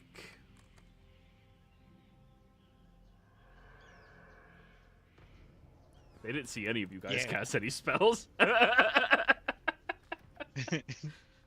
Well, mostly. Yeah, They who looked would down need at some Cat. magic? But anyways, our villagers will be more receptive of your presence from now on. We will both put our names onto the respects of yours. Appreciate it. If I might make a request, you see, there is a person who is, well, we don't know exactly where they are or who they are now, but there is a brown hooded wizard who is most likely behind our amnesia, and we would like to know if maybe if you have heard from other villages, if there is any like sightings of this person. He's very dangerous. A brown-robed man. Right. Would But, one of you be capable of drawing an image of them? Calligraphers, anybody? Hey. Yeah. They will hand you some leather pelt and chalk. I actually have paper, ink, and pen, if that is better. I also have calligraphers. Then it is a contest of our drawing skills. Okay. So who's using the leather and who's using the paper and ink? I'll use the paper and ink. Do you want to use leather or paper and ink, Duke? I'll use paper and ink. Okay. Very well. I'll just keep it. Tucks it back away. Well, Go ahead. You don't. Well, I only have like 3 sheets of paper. You don't need 2 drawings. I have Why my own not? supplies. Can't you just help each other draw or something? Well, I mean, I wanted to see comparisons of our artistic talent, but very well. No, I agree, because maybe then we can compare the two and see any details. Right. All right. I Yeah. suppose I don't need 3 sheets of paper right now. He pulls back out his leather hide I will draw on the hide. and he'll hand you chalk. Just... With a material this thick, I might not be able to be precise. Forget about it. I will do what I can. All right, Let me go- show you the way of the stroke. Oh no. Go ahead. You can't say that to this group. You You can't. can't. Okay. You're having people arrive on the ground. Yeah, you might get shafted. Anyways, both of you roll your calligraphers, utilizing dexterity. The image of this individual, as you both have perceived them, meaning not their faces, is pretty well burned into the limited memories that you have. When you have such few memories, it's easier to remember. If I fail, I can roll a d10. I'll count a 13 as a failure. Oh, you 2. Damn. Can I draw in the dirt at a disadvantage? With straight dexterity, yes. Yeah.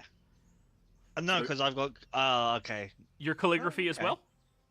Yeah. Oh, because then of my yeah. maps. Yeah, go for it. So you see Duke like struggling to draw, then he closes his eyes, take a deep breath, and just let the way, and then he starts drawing a better image. That's a 20. Yep. A dirty 20. Dirty 20. All right, now we're just waiting on Kat to draw it in the dirt. Please draw a fucking Mona Lisa in the dirt. Okay. I got that 20. We can't see that. You're whispering. Yeah, it's whisper rolled, and that's with advantage. You got a 7. Yes, a 7. Yeah. No, because I'm at disadvantage. Yes. That's why I was laughing. Yeah. That's funny. It would have been perfect, and then somebody just steps on it and keeps walking. Just like. Anyways, yes, you all look at the leather hide, which is common to write on in a lot of areas. It's easier to produce than paper. And also, paper does not stick well. It doesn't maintain well in humid environments unless they're in closed-off buildings, you know? But yeah, you look over Damson as you're, etching as best as you can, and you're like, yeah, it's a fucking cloak, and he has a stick. Yeah. And then you look over at Duke's, which is like the ominous, hunched-over nature, the perspective of height, the exact twisting nature of their staff, even the boots, which were metallic-clad boots. The smallest detail is pinpointed on this leather hide. Okay. As you can see, I'm quite proficient in the way of the arts. Yes. Good job. You obviously won. Good job. I was going to say it was the material, but very well. This individual. paper.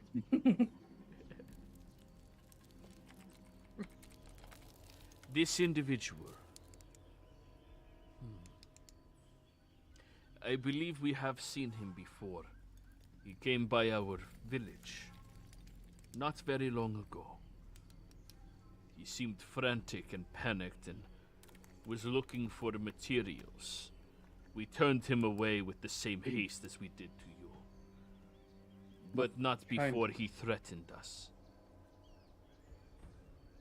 What kind of materials and what was the threat? He wanted materials like incense and charcoal, and any gems we may possess. And when I told him to get the fuck out of my village, he threatened to bring a plague upon me and my people. We did not like that very much. So, I slaughtered his horse. He seemed to not be able to handle himself when he was trapped halfway underneath a horse. You really try to remember this tactic. A wizard goes after a barbarian and a fighter. Bro. Like, bro, you fucked up. Yeah. The guy's not a monk. Stunning strike, bitch! Ah! Well, I wonder if when he meant a plague upon your lands, he meant all of this with the troglodytes. How long ago was this? Weeks. No more than 3. 3 weeks ago. It could be reasonable then if the troglodytes started recently raiding that he allied themselves with them.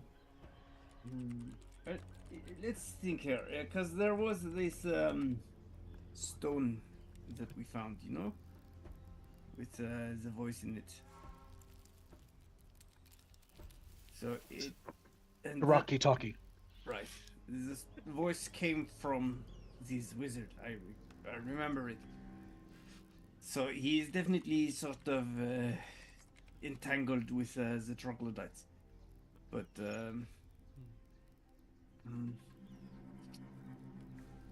we don't. He must be somewhere in the area then. Do you know where he went after you kicked him or took his horse?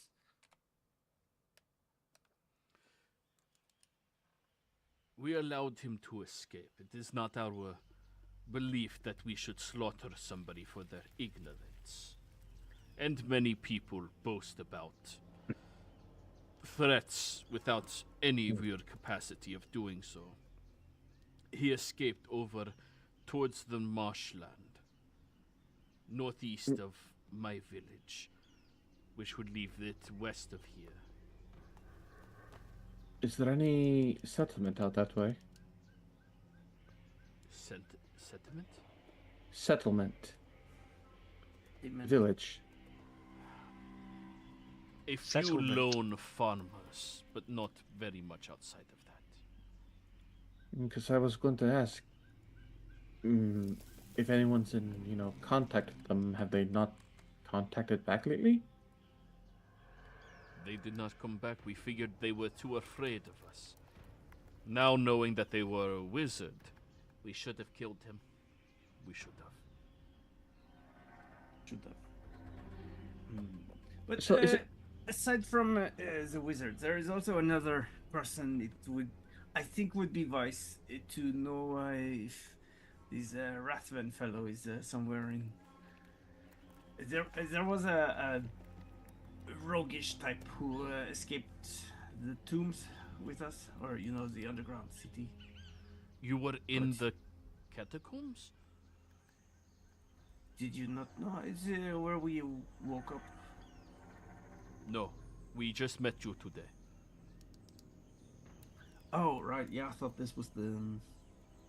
Yeah, never mind. No, totally different person. No, these are the Yeah, two people yeah, from the yeah, village yeah. you didn't encounter that are Yeah. retired adventurers. Right. Yes. Sorry, I thought maybe someone had briefed you. We all woke up. Well, except Duke, with some headache and amnesia down in the catacombs, or this cursed old ghost city. But we made it out of there. But there was also two others with us. Ron and a guy called Rathven.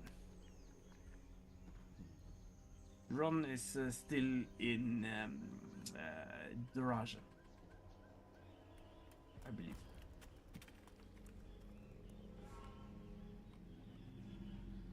And this,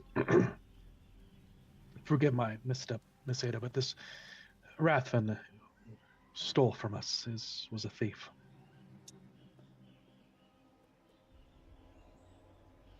Not sure if they were working with. Outside of the catacombs is also where the troglodytes had a second ritual site.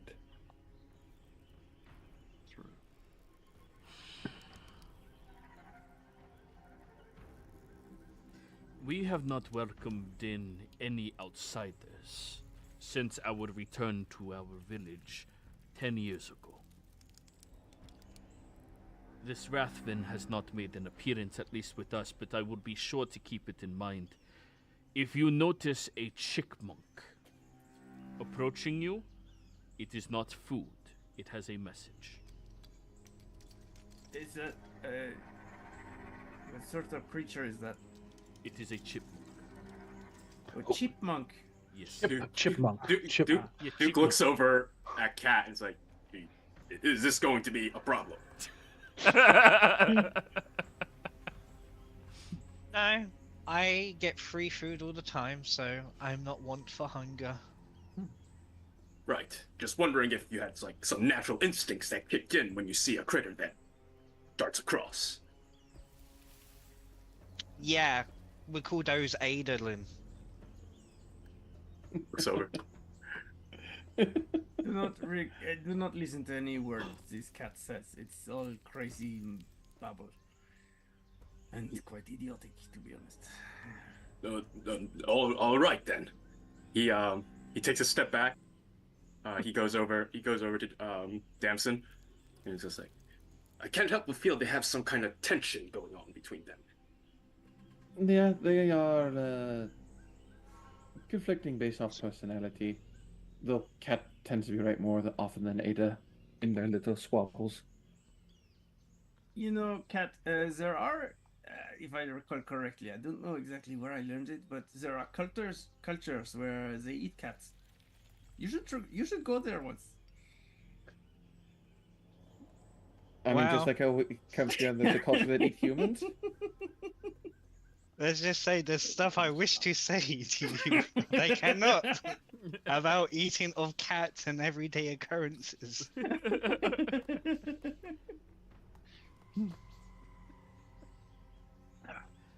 No, it's not fine. Let's just keep a cool head.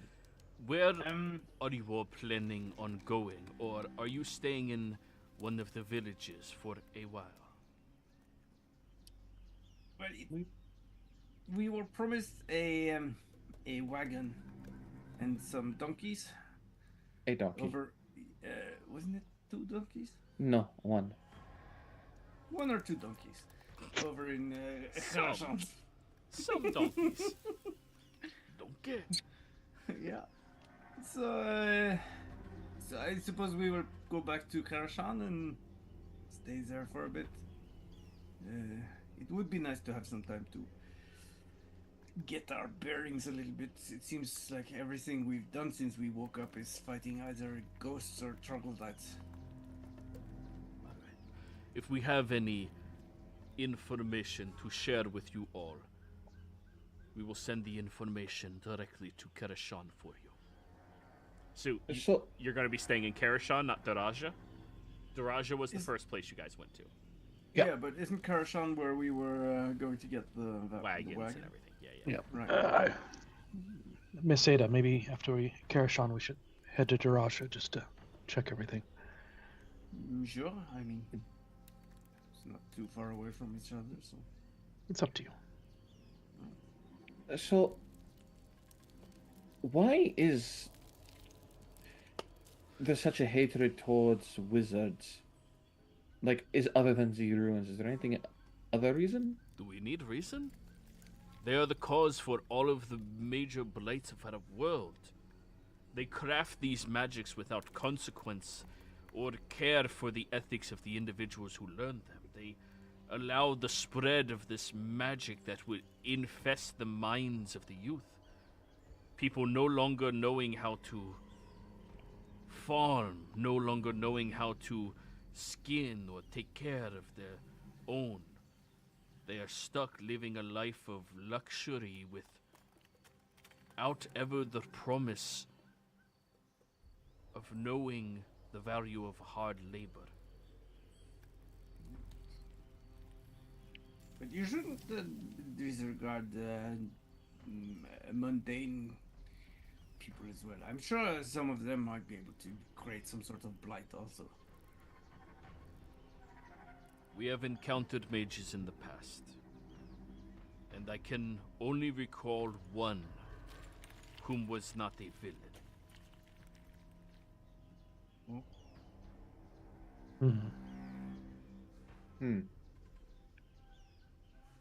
Do you know their names? Yes, of course. That one would be Vitras. And though not a villain, they use their power only to pursue more knowledge of power. Which was fine. But all the other ones seek to imprison people, destroy empires. Not good. As a player, I kind of already know, but Stylax is going to do a insight check Go for to it. see if there's anything deeper, personal.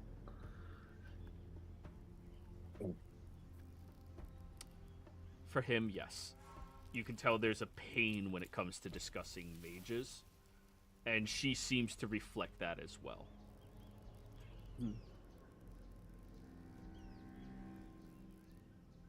Perhaps we can speak about this some other time. I would. Sure. But you make some good points. Sure. Well, before we go to our own devices, sort of, we should compare anything if we found anything interesting. There is still this key also that we found last time. We don't know where it goes to. This carved stone key. Takes it, starts looking it over.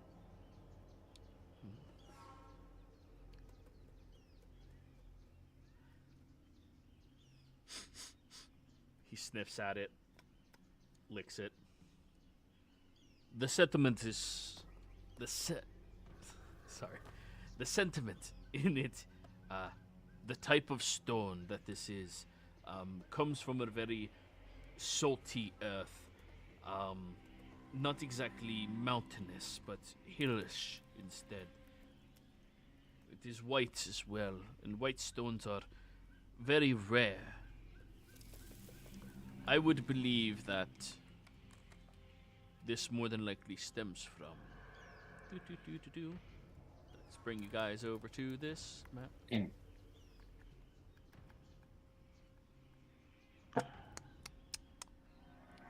Yes. I am certain that this stems from Dimalash, or one of the Dwarven territories out there. But as for what it is used for, I am not a locksmith.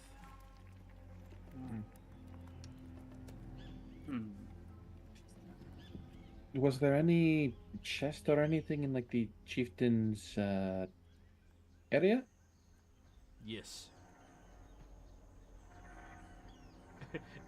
Ada, someone took it as you were looting through. Oh no, you didn't do chieftains. Who did chieftains? Stylax. Stylax. Yeah, Stylax. Somebody took it as you were looking through. They were like, "This is Yes. ours." The villagers took their property while I was in there. Then maybe there's a hidden area in one of these areas.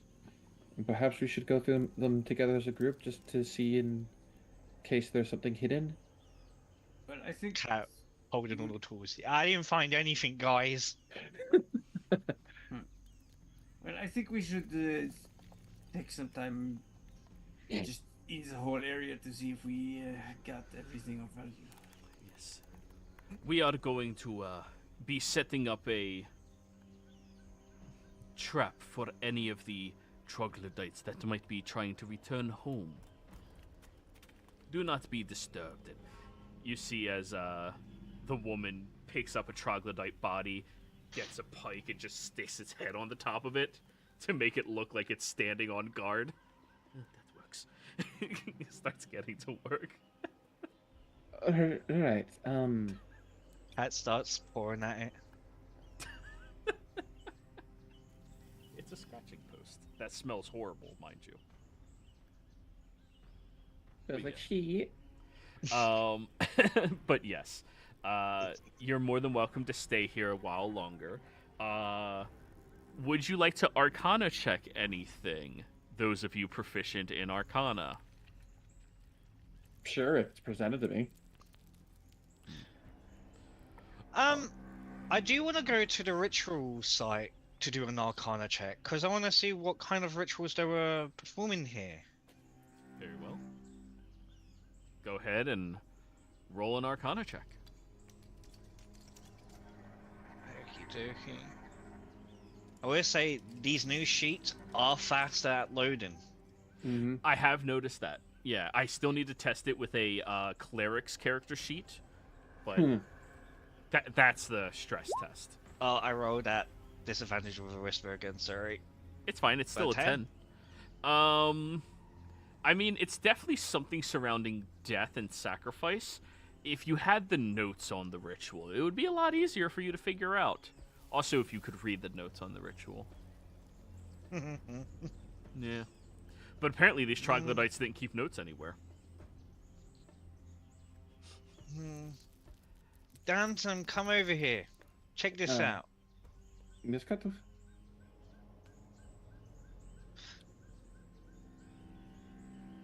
Can you get anything from these? Any crew drawings or words? I don't speak the dead. I don't. I can kind of understand the language. I'm working on trying to translate these notes I found here. Oh, there's the notes. Ah, that's great. It's I think it'll take a week or so. Not But, so great. Yeah, it seems to be a form of draconic, but some kind of weird subset. So Like what subset to say? Like, well, I mean, there's normal draconic, and there seems to be draconic.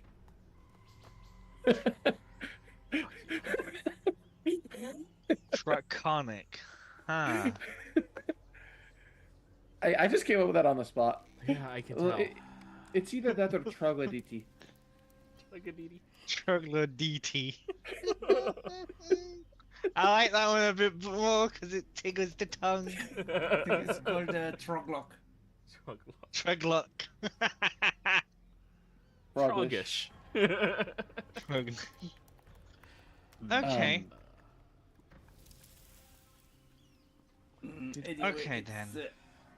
Right. I also want to point out to everyone. I found these strange coins here. They look like normal coins, but I mean, there is something about them. It feels a bit off to me.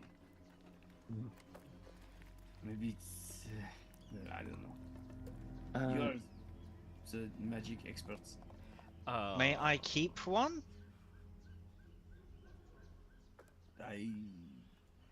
Sure. The reason for this doesn't seem of greed, out of all honesty.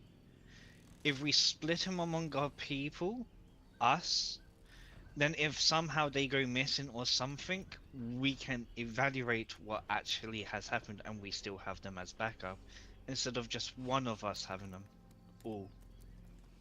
That makes sense. So, Ada, do you give one to Cat?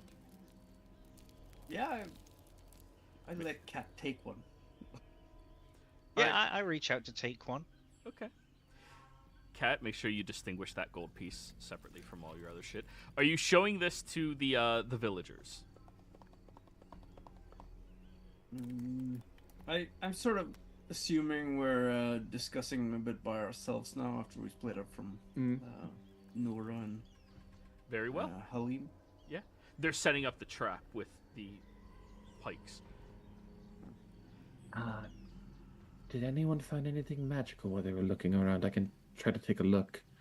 I do kind of want to go around checking to see if anything magical was missed. Oh, well, I don't know how to distinguish if something is magical, unless it is, like, obviously magical. Like a glowing orb of lightning or something. Shimmer, some kind of weird feeling from it. You mean, like, the ominous feeling I got from those coins? Maybe? More... I mean, can I check the coin to see if they're magical? Sure. Roll me an Arcana check.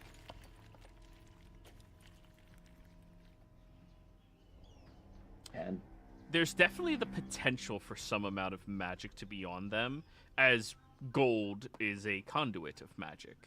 And the unique symbol on the front of it, tell me, what are your exotic languages? I mean, if you count Draconic, the other one is Rene. Cool. No. Anybody else exotic languages looking at these coins? I have Suluise, Flan, and Druidic. Wow. That's fun. Nobody else? Any exotic languages? No? No one? I'm trying to find where I even see that. It's a language that's not one of the core species languages.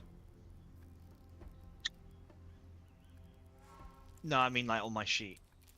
Oh, It's If you're on the compact tool, it's underneath the. It's in proficiencies and language on the right side, Yeah. underneath senses. compact Okay, too.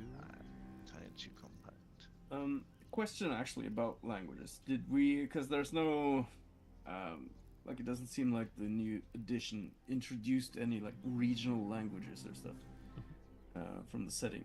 So, should we use those or not? I would say that we're still using them. It's more just thematic, and if you're from the region, you get the language. Like it's Right. Yeah. Yep. Except for the one that is distinctly exotic, which is Damson's, which even being from that region, you don't necessarily get it. Mm-hmm. But anyways, I don't think Sylvan. Sylvan is an exotic language. Does it affect coins or No, it does not. no? Okay, dokie. Just making sure. Okay. All right. Yeah. So that's you identifying that. Anything else? It's also anything that might have a unique smell and or feel that doesn't seem right for the material. Might appear empty but feels full kind of things.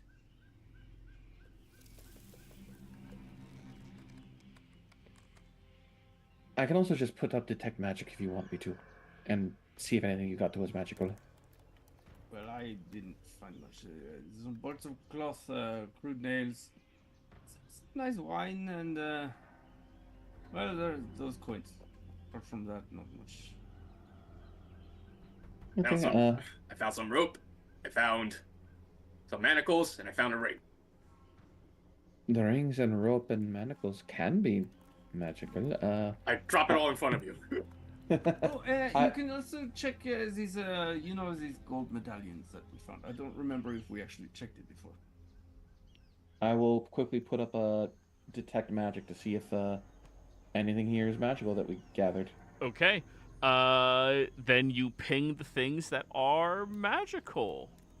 That would be the spice pouch, the wand of magic detection, which we already identified.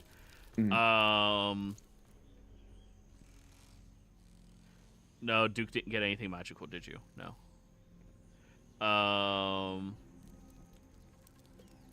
The spear? That spear is magical. Ada's stuff. None of the shit that you found. But what about that gold medallion? It was from the tomb where we woke up.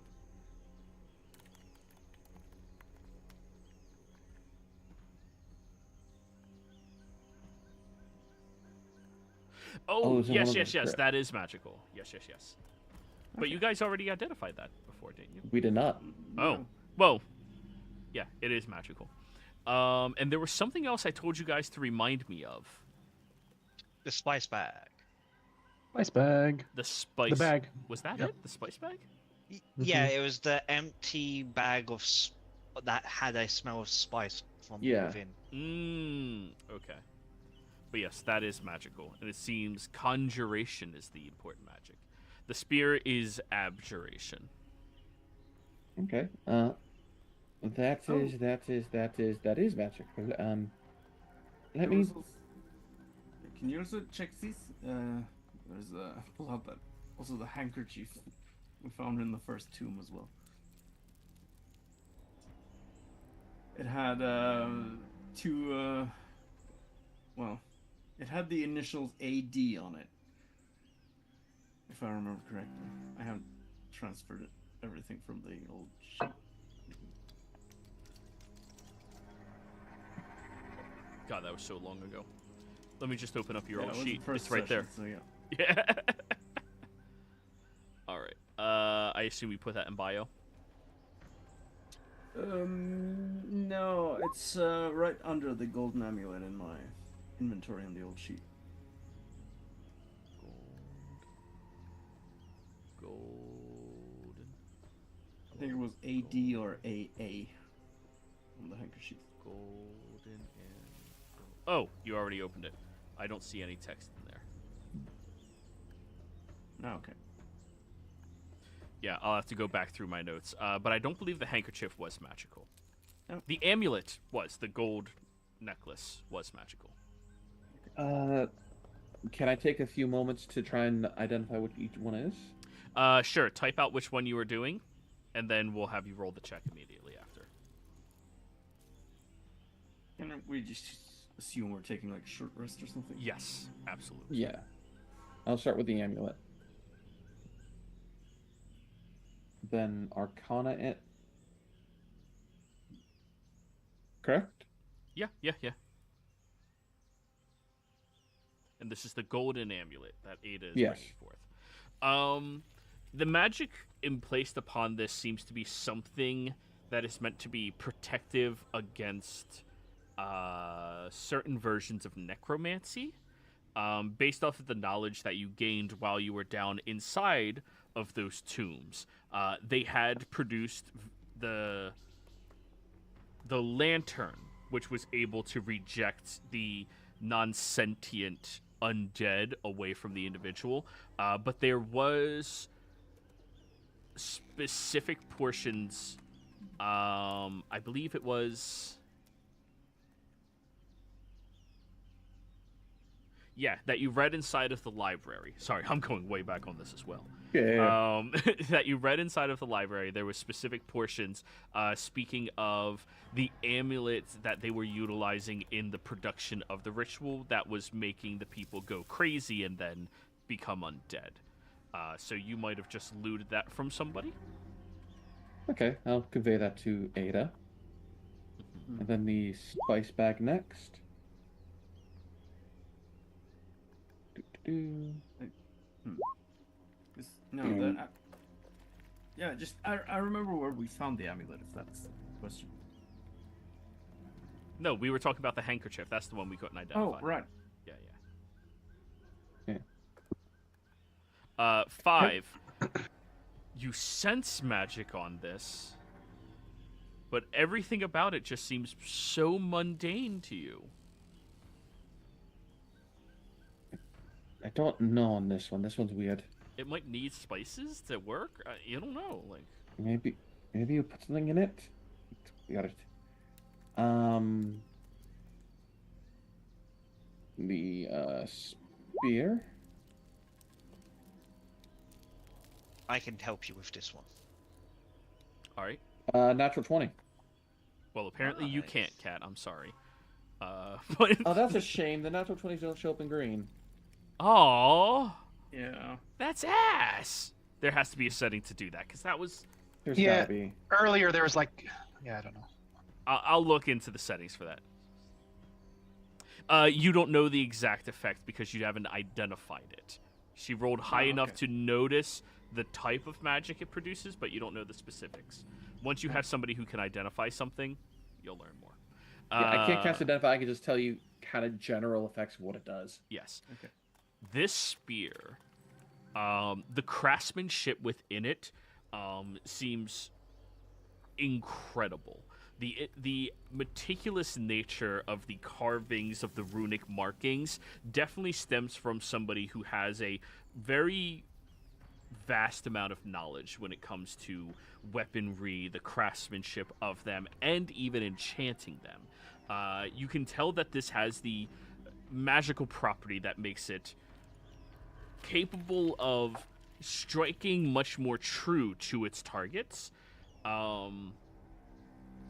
But there's one kind of issue with it. You can see within the grooves and markings of the runes throughout the spear that there appears to be blood entraced into it. And when blood is necessary in a craft of an object that is magical, that usually means that the magic is dangerous to wield.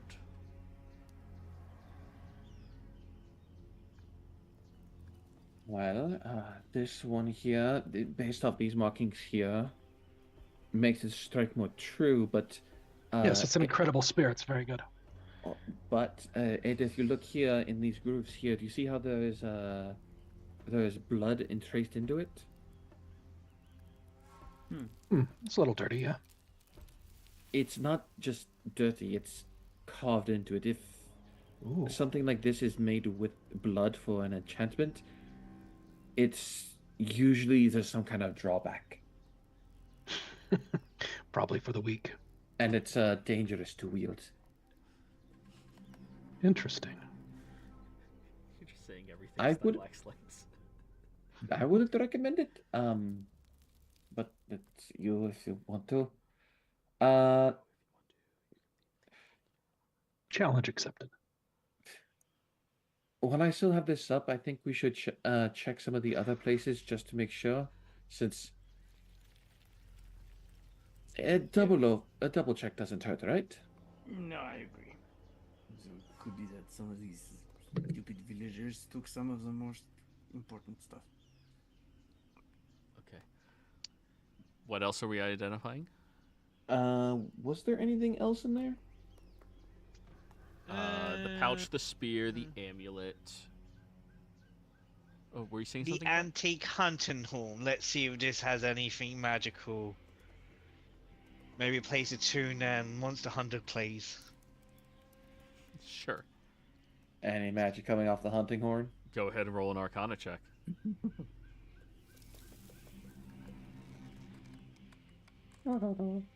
12.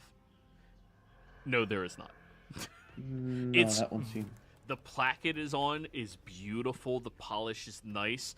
The horn itself is so incredibly well shaped. It's almost like manufactured, but it's clearly real. Like, it is an antique of an item. Amazing quality. That's probably why it's so valuable. It's definitely an antique, but nothing magical. Anything magical about the Trog deity statue that I found? Nothing. Arcana. Natural 20, 23. It is not magical at all. It's just a statue, bro. Hey, never know. Yeah. I mean, like, it's magical in the way of, like, if you believe in it, it will, be beneficial. But Yeah. that's how all idols are. Yeah, there. It's crafted by crude people that probably don't understand magic very well. I mean, they had to sacrifice like a dozen of people just to make their chieftain almost a threat to you guys. All right. I say let's go and double check. Well, I trust Cat's ability to find anything because they have great senses. So let's go and check the pits, the tent, and the pens again. Well, I still have this up to just ping anything that's in that area. Sure, I'll allow you to roll one more perception check. And at most, you'll find one thing. I'll tell you that now, because you failed the check previously, so... Or you succeeded as much as you could have succeeded previously. But yeah, one last check, looking across them, that's it. So run 3 perception checks then real quick, No, right? one more check, and that's Okay. it. And I'm compensating for all of them. All right. She rolls in d20s first, because not 20. No, I don't do that. 10. Cool. It would appear that if there was anything still magical here, the villagers probably looted through and picked up what they needed. Okay. All right. I think that's it. So, let us start heading back to Karashan then. Yes, alright. Alrighty. I bamf into Damson's horns along with Viper. Adjust the way they're walking to allow Cat to be there, and it's just kind of like automatic. So, you all find your way back over to Karashan. meeting up with a handful of the other individuals who had joined you from Karashan in this battle. They seem very excited, very high on the combat as you all are walking with them. And here you go, Duke, just so you get to check out Karashan as well. Among the individuals that you were fighting with, there was... Where's the dwarf? Where's the dwarf? Goran Deepforge, whom you all would recognize. Oh, guys, that was such a good fight. Oh, I feel so fun. alive. Certainly bloody. Oh, no wonder my ancestors used to do this all the time. Fuck. You don't? Fight? Oh no, I live in a civilization. There's no need to fight. Except when there is. I think I'm gonna open up a club just for fighting. Hey, you're a mason, right? No, Weren't you a stone carver? Or I'm a carpenter. oh, right, yes. Sorry, I just it's just the usual association with dwarves. Sorry, I can't break through all the ages of stereotypes. You know what? I know how to forge. No, not a problem. What's up? Right. This key here. Mhm. It's. Can you tell us anything? It looks like it might be made by dwarves. Yeah, I feel like at one point in time I would have been exceptionally knowledgeable about this, but now I can just see things with tremor sense or something. It's weird. It's so stupid, These younger interpretations of old traditions. It's Back in so my idiotic. But yeah, he'll look over it a little bit. Yeah, that's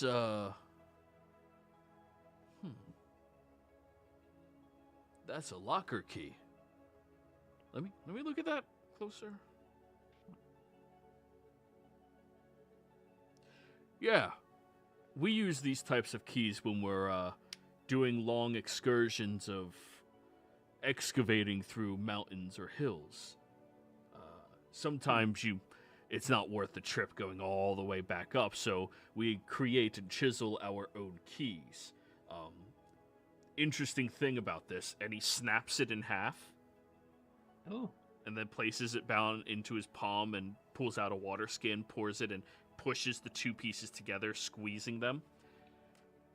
Very brittle to break, but when you add water to it and let it dry, you'll see in about 10 minutes, it'll be really cool.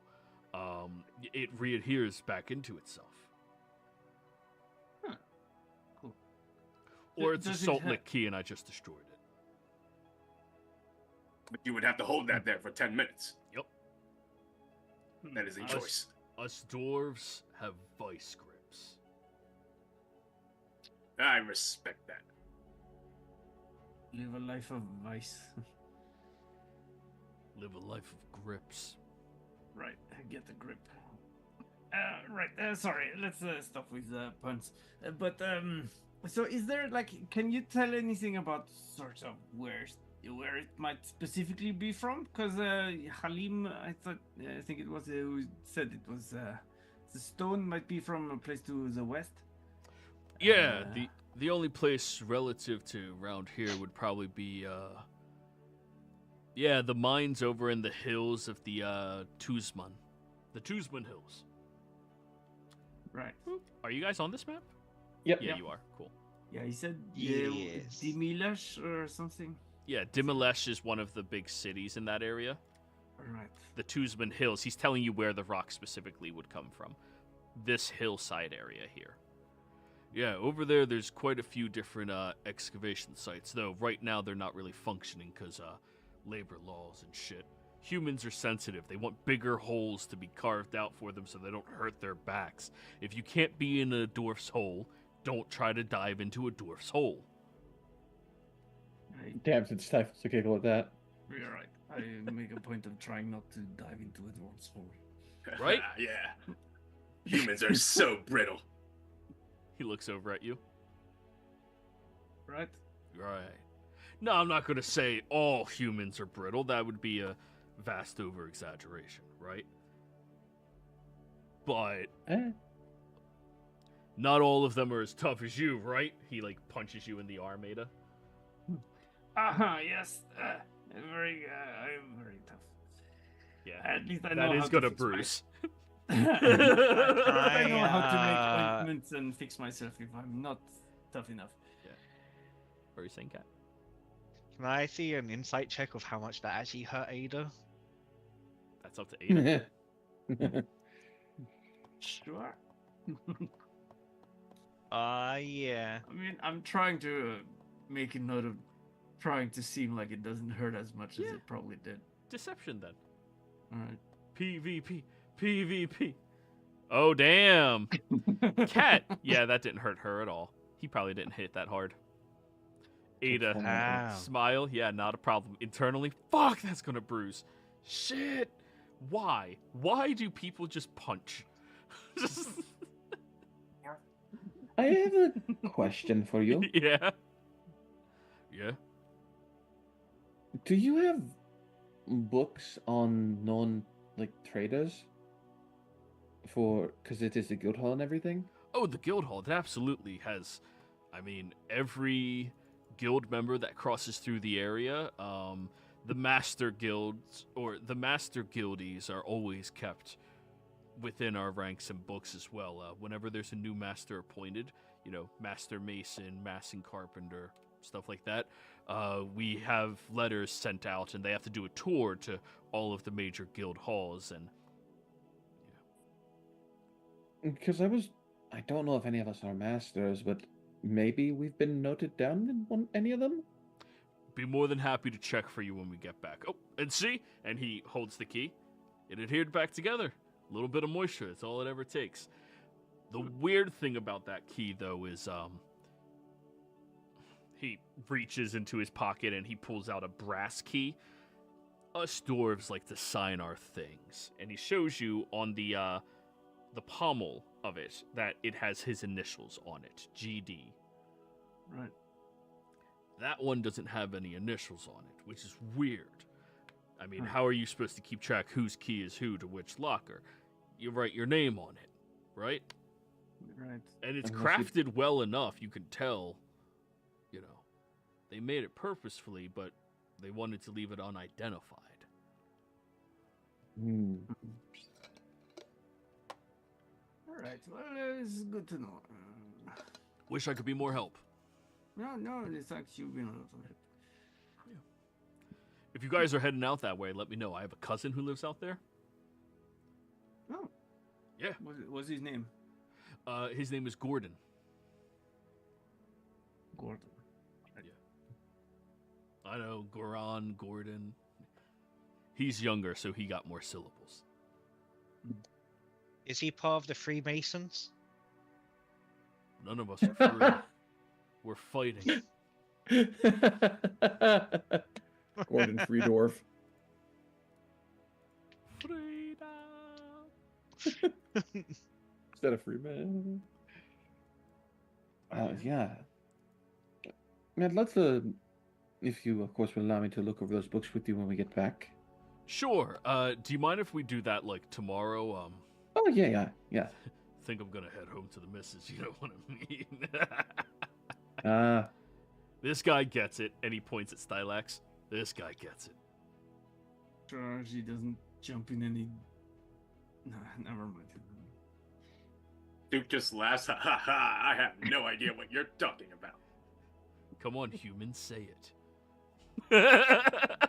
Any dwarf's hole. He Turn offers you a around, high walk five. around, walk away. No, it's not. Fuck it. Yeah.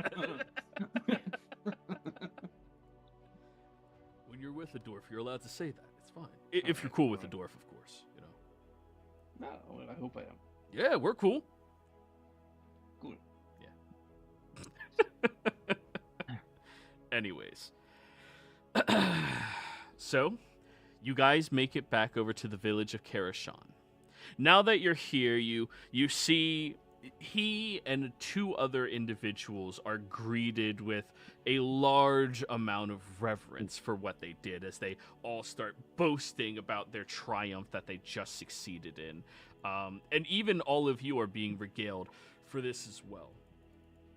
You see, most of the members of this community have gathered up outside and are pushing these large tables that for some reason fit together perfectly, even though separately they would be just nice tables to have. And in doing so, they start pulling out these different chairs, which are expertly crafted. Duke, everything in here is wood crafted and wood designed beautifully and expertly. They are incredible wood craftsmen.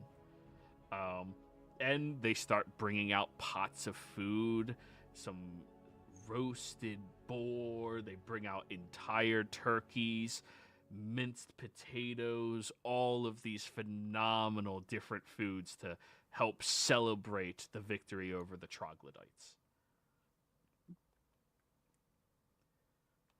Magnificent. I believe a toast is in order to our victory. Yeah, toast us! The dwarf holds up his chalice. Now, me. Am I doing it? Yeah, you're the one. Well, I've only just met most of you, but it is important to celebrate in victory after you have triumphantly overcome such adversities in battle. Yeah. Here is to more. This celebration is to more and future victories with like-minded allies. To victory. To victory in life. Yeah, everybody. Yeah, people just start cheering, and they're coming out with all of these wooden barrels of ale for anybody who's interested in it. Ada, you do see the other elven, the elven caretaker of the guild hall who brings over a bottle of wine and shares it with you, recalling that you were the connoisseur of wine. I assume you're not as interested in sharing in the gruel. No, it's. I like the funnier things. Anyway, and he'll pour. Don't worry, I already let it air out for a while anyways. Yes. I have a lovely decanter, and he's just pouring with it. Having to take 15 minutes to construct the nature at which you consume the wine. It's tedious. But yeah. Would that trigger any memories or anything? Perhaps? Not explicit ones, no. No. It feels familiar to you to being served wine, but Yep. That's it. I mean, yeah, that's it. Yep. But as you all are sitting around the wonderful, wonderful food being produced for you here, I mean, you have literally a turkey, and who's going for one of the legs? I'll go for one of the legs. All right, Damson, nobody else is contesting. Yeah, you. I'll go. Oh. I'm politely waiting. Like I'm making sure everyone gets their fill first before I would go. All right, I'll go ahead and grab a leg. Okay. So the two of you pull off legs each on the turkey. Everybody seems to just be having a great time eating. Everybody's enjoying themselves, and while you all are all relaxing here, you do get a couple of the younger members of the village, the children, approaching over to the table, and a small gathering of about 5 of them come walking over to you all, and you see one caretaker for the 5 children approaches. Excuse me, but they made something for all of you? What did you? Go. Go ahead, Stylax. What did you make? One of the kids walks over to you and hands you a whistle in the shape of a horse. Oh, this is magnificent. Great workmanship. Does it? And I'll blow it. It's a low tone, like whoo whistle instead of a high pitched one. This is brilliant. Good job. Thanks. Kid goes running off, and one of them goes over to you, Cat, and hands you cobbled shoes made for a cat. They will put them on. Yup. Collecting fashion accessory. I've got the clogs, I've got the nightcap wizard hat from the dwarf, and I've got the griffin cape. The clogs do clack very loudly when you walk with yeah. Disadvantage on stealth checks. Yup. Yup. I'm adding that. Another one comes over to you, Ada, and they look at you. I'm not good at wood. That's fine. They hand you up a leather wristband, which is strips of about 5 different types of leather, creating this unique swirling, almost like oceanic pattern all the way across, and then buckled on the back. This is very good. Thank you very much. It's much appreciated. You like leather? Sure, yes. Leather is very nice. Yeah, I like leather too. You can't wear wooden armor. No. Well, I suppose you could, but it's very Splinters. stupid and rigid. Yes. Well, you could if you wore leather underneath. The kid walks away. Yeah, it was meant as a, you know, it only means that leather is superior, you know? He's not very confident in his... Most children here are all woodworkers. He just doesn't have the eye for that. I'll go over to the... after the boy and just tap him on the shoulder and just... You know, if you want a project, you see this apron here? It's a bit old and it has lots of cuts and scrapes in it. Maybe you could do something to fix it. I don't know how. He'll take it from you. Are you commissioning me? Maybe, I mean, what's to see what you could do with it to maybe fix it a bit. I mean, yeah, I suppose we are going to stay here a few days, so. Sister Carla says you never do labor for free.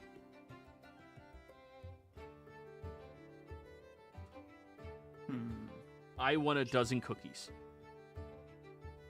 I got you.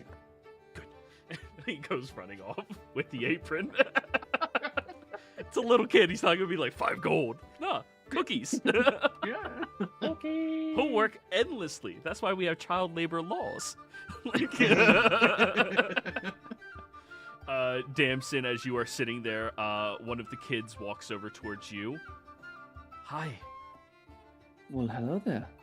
I made something. What you make? And they show you these like straps of thin leather cords with different color, purple, blues, reds, beads across it. And they like climb up onto your lap and start twining it between your horns to create like a headdress type of appearance. I'll kind of like lean my head down to kind of give them a better angle to do so. And then I think I have a small like pocket mirror in my thing. I'll pull it out to like get a look at like, oh, this looks lovely. Now your friends will recognize you.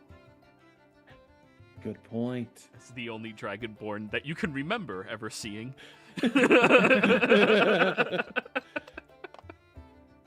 Thank you so much for the wonderful gift. Yeah. And then Duke, you're standing there and one of the kids looking up at you. You had horns last time. Come again? It's okay. I didn't want to do anything with your horns anyways. Ma said that's bad taste. I feel like I should be concerned about this. No, I didn't make those. And he hands you a wooden sword that is crafted beautifully in the shape of a scimitar. Even painted. I shall cherish this. This will be a valuable weapon in practice. It's reinforced and treated. It won't break. Oh, Try. I guess I'll just... Hit one of the buildings. Which are also Hit one made of out of wood. I will swing at the wall. I don't know. Give me a athletics check, we'll call it. As hard as you can, swing that. All right. Athletics. Don't break it. There's a 17. He breaks the wound stick. You all hear this, like, almost like a very low tone crack of thunder as it strikes against the building, and all of you look over, and the building has like the smallest chip in it, but the sword is perfectly held together. This is quite the deadly weapon. You should be careful with what you're making. No, it's not sharp, it's wood. Yes, but you can look at the wall. I mean, look at the damage that your fine craftsmanship can do. Can I see? You must take responsibility. He starts beating the wall, and no chance at getting that hard. Like, hitting it that hard. No, and he hands it back to you. I will make use of this. Yes. Now you have an indestructible wooden sword. It counts as an improvised weapon. at Okay. most, Nice. but it cannot be broken by hitting with it. I like it. I like that. Starlax, keep your eyes away from it. Yeah. But yeah, Stylax did leave you all letters expressing how Alistair. Alistair, thank you. God. He's not even here. Expressing how he's probably going to be spending some time in Daraja and staying with them to refocus his life a bit more. Choosing to be at peace here over wanting to learn whom he was in the past. And if that is your choice, then if that's his choice, then that is the choice he makes. I feel like all answers will be found on the road. But yeah. During the festivities, you all have plenty to drink, plenty to eat, and people are intrigued to hear the story of what you did in the fights and in the combat. I would like performance checks from anybody trying to boast about their exploit in these fights and excursions. Ada is actually trying to downplay her involvement. Oh, you know, I was just there to help. You said performance? Performance, yeah. Damn, Damson. You really should roll multiple d20s. What sucks is I have a +7 to that. Yeah, that's like your third time tonight with these things you're great at. Yeah. Last game, you said you need to trash talk when you roll. True. With only like one kid in the crowd listening. So there I was, surrounded by 1,000 troglodytes. You know, I know it's late to do it, but can I use session advantage? That's the point of the session advantage. Go for it. Yeah. Okay. Yeah. So yeah, dude, you have the one kid who gave you the wooden sword. Just wow. Just listening to you. That's better. 14's respectable. Yeah, and you look over at Damson, who has like 10 kids all standing around listening to her, and one of the kids go, "Did you breathe fire?" Nuh-uh, they breathe rainbows. You know, his story is all just hoohickey. Mine is the truth. Damson's a lady. Her story is all doohickey. Mine is the truth. What's funny is they could tell without actually having to ask. Yeah, they're kids. Yeah. They'll assume. They're kids. But anyways, as you guys are all doing that, you're invited back to the guild hall where At that point, who here is drinking excessively and who here is trying to keep their wits? Oh, I'm trying to keep my wits. Since this is a party and it's outside of work hours, Stylax is enjoying life and drinking to experience the world. Stylax, I would like a persuasion roll from you. Let's see how groovy you feel. Persuasion? Mm-hmm. All right. Ada will partake, but not excessively. All right, so Ada tipsy, Damson conscious about their drinking, Stylax living it up. Cat, the dwarf, comes over to you with another white Russian bowl. Hey, we called it I look something else. different.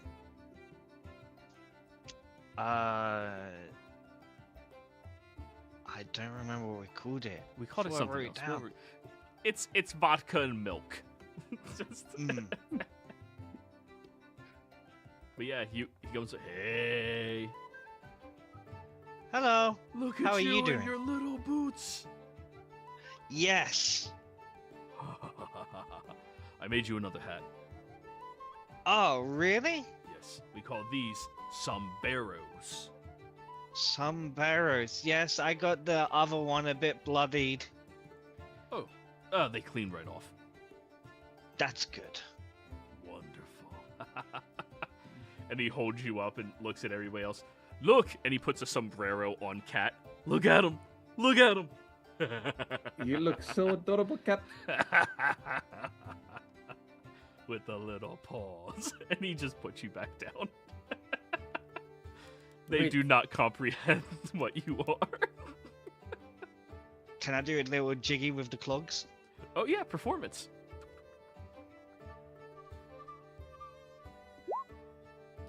Yeah, you get jiggy with it.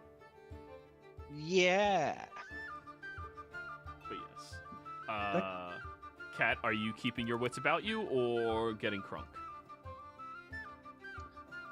I will see if I can even get crunk after what happened. You're not immune to poison, are you? I don't believe so. Then you get crunk. Nice. And Duke, you said wits? Yeah. Okay. Well then, towards the end of the night, Cat heads off with the blacksmith, who allows Cat to stay at his place, obviously. Stylax, you end up falling asleep on the table, and I have one more thing to do while I'm drunk. go for it. So I will go outside, just enjoying the feeling of the world and the earth and the liquor and the victory and the combat and the struggles and this gorgeous new spear. Because I have no inhibitions. And I start practicing with it, and there's sound of distant thunder, and I will attune to the spear.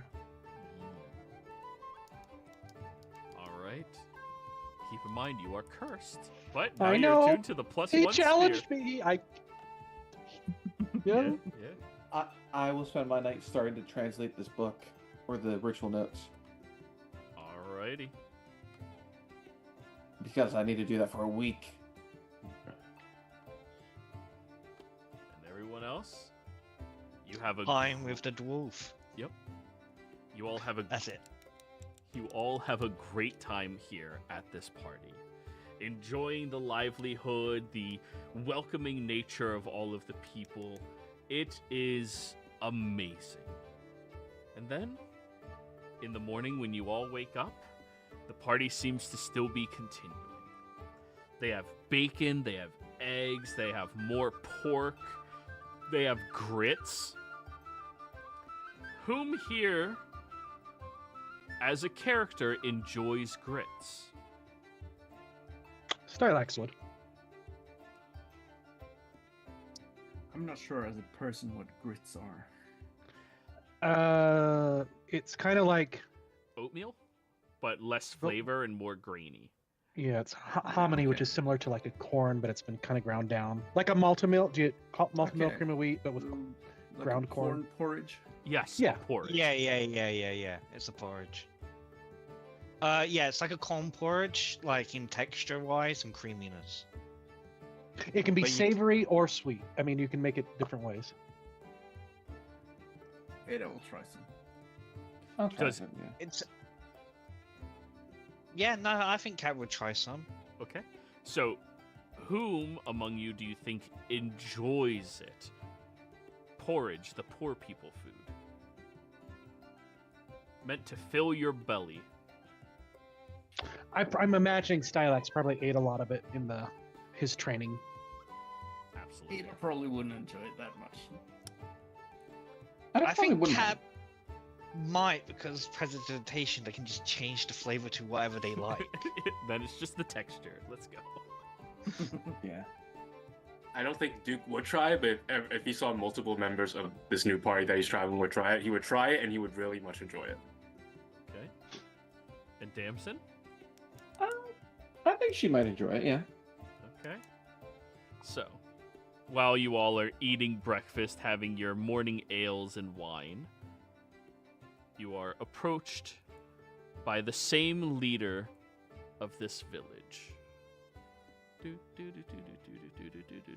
Which is Imam? No, that's Daraja. I keep doing that. Farheen, I think.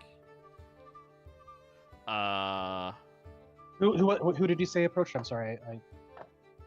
If you tell me the person, I probably give. Leader of Karashan or? Yeah, the leader of Karashan. or Sharif. Yeah.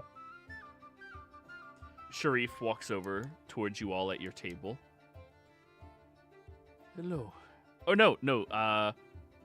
Cottage.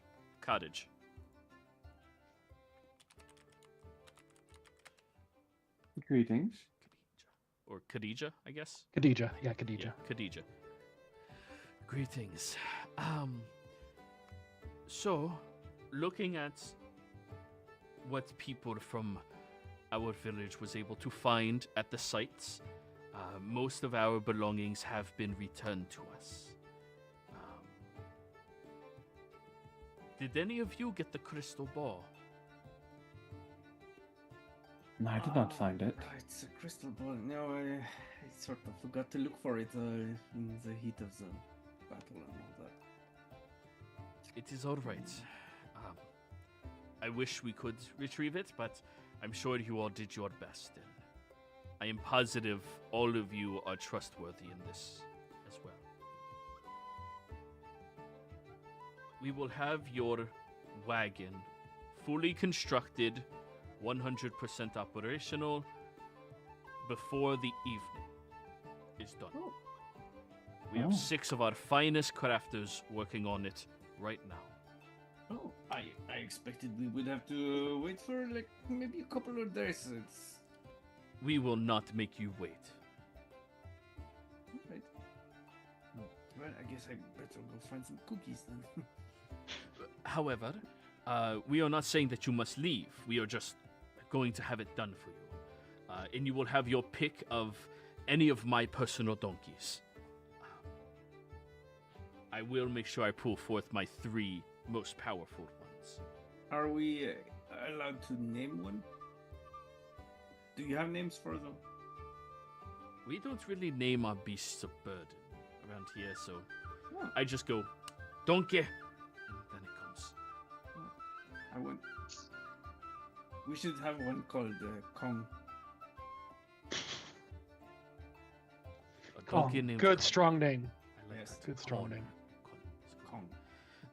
But yes, you all are welcome to stay here as long as you need and as long as suits you as well. We are not going to push you out. You are welcome in our village, and we will treat you as if you are our own from now on. However, which of you is going to be leading the donkeys and, well, being the carriage master of the wagon? I can do it. Do you have that proficiency? Land No. vehicles? Very well. Very well. We need to get your proper dimensions. You are quite tall, so we need to make sure that that seat will support you properly. Is there a specific type of padding that you require? Do you have a tail? Yes. She says she kind of turns to let them see it. And our chairs must not be very comfortable for you then. I do not mind them. We are going to willing make sure the seat is suitable for your ass. Hmm. Are you talking about the donkey now? No. The behind of a maiden is always referred to as the ass. Oh, that makes so much sense. Oh, Yes. they have like a look of panic now.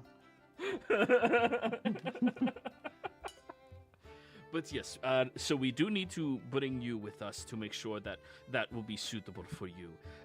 For the tarp on the outside, we are going to make sure it is perfectly weather treated as well. We have our leather workers working on that to make sure that it will not leak through at any point in time. However, do you all have any preference for styles of bench on the inside? Individual seats, benches. If I would probably say benches, wouldn't you? Sure. I mean, the bench is fine. benches are nice, if they're big enough, we can lay on it. But I don't know if they'll be big enough. So long as I it say for my feels- 6'7". So long as it's comfortable to sit in, it's probably fine. But I want some good back support also, so you don't have to sit hunched. So floor seating then, so that you have the back support of the wagon side. Very well. Oh yeah, because you could make the floor a bit softer with blankets and whatnot. Yeah, that could work. We will, yes. Very well. Could you not make like inside benches leaning against the wall also with like padded cushion on the back or something? Yes, but it'll be the floored ones, so that you have. He points over to Damson and Stylax, them being able to fit in it as well. Ah, right. Yes. Remember, back in the day when wagons were things people used, people were very tall at 5'8". Mm-hmm. William Wallace was like 5'5". Yeah, but that's real life. This is fantasy. Yeah.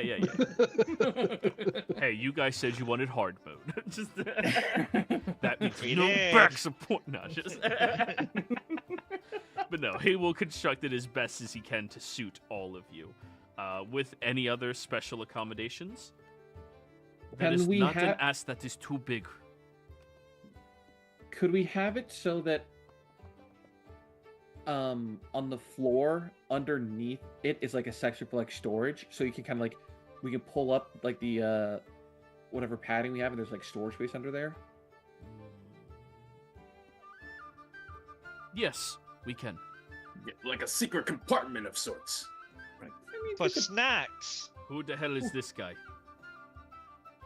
Yeah, we This have Oh, it on this the- is Duke.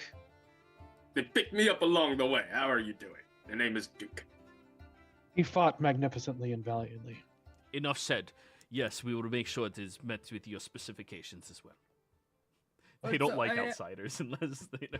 I would like it if it was able to also be sort of adapted into like if we could cover the whole floor of the wagon with a tarp in case we need to perform surgery or something.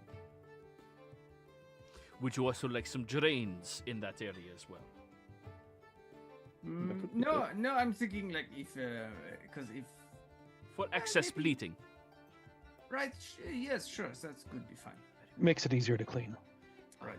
I was I- thinking that was for the tarps, but yeah, it's Yeah.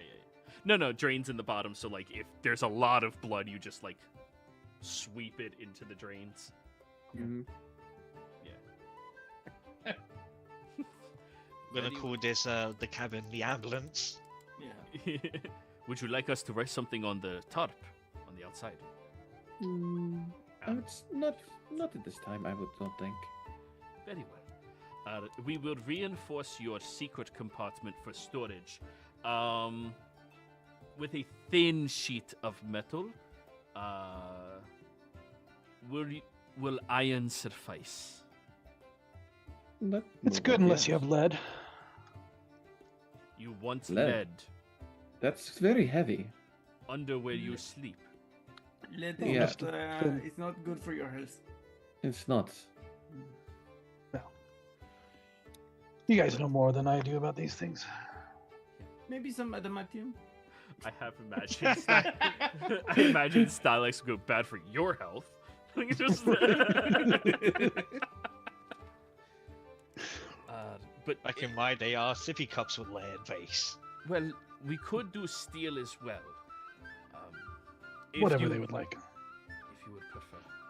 Steel is better than iron. Yes, it is. Very well. We will. Thank you. Yes. Very well. I also feel like we need some sort of, some sort of a rod in front where we could dangle a couple of dice or something. No, that seems dumb. Maybe add some propulsions to the wheels so we can bounce up and down every now and again. What the hell are you talking about? Forget. I was hearing whispers of the way. Forget it. Maybe we get 2 bars on either side so they're stereotypical. Oh, and can we have a polished, steel spokes on the wheels? No, that would be too heavy for the donkeys to carry.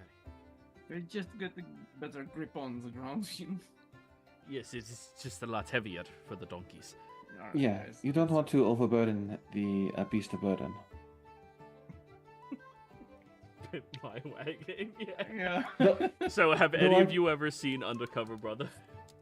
Yeah. When you mentioned that, I just went, my big black fuzzy balls. It's them dangling out his mirror. Oh, Eddie Griffith is fucking hilarious. Oh, Yeah. That man's a legend.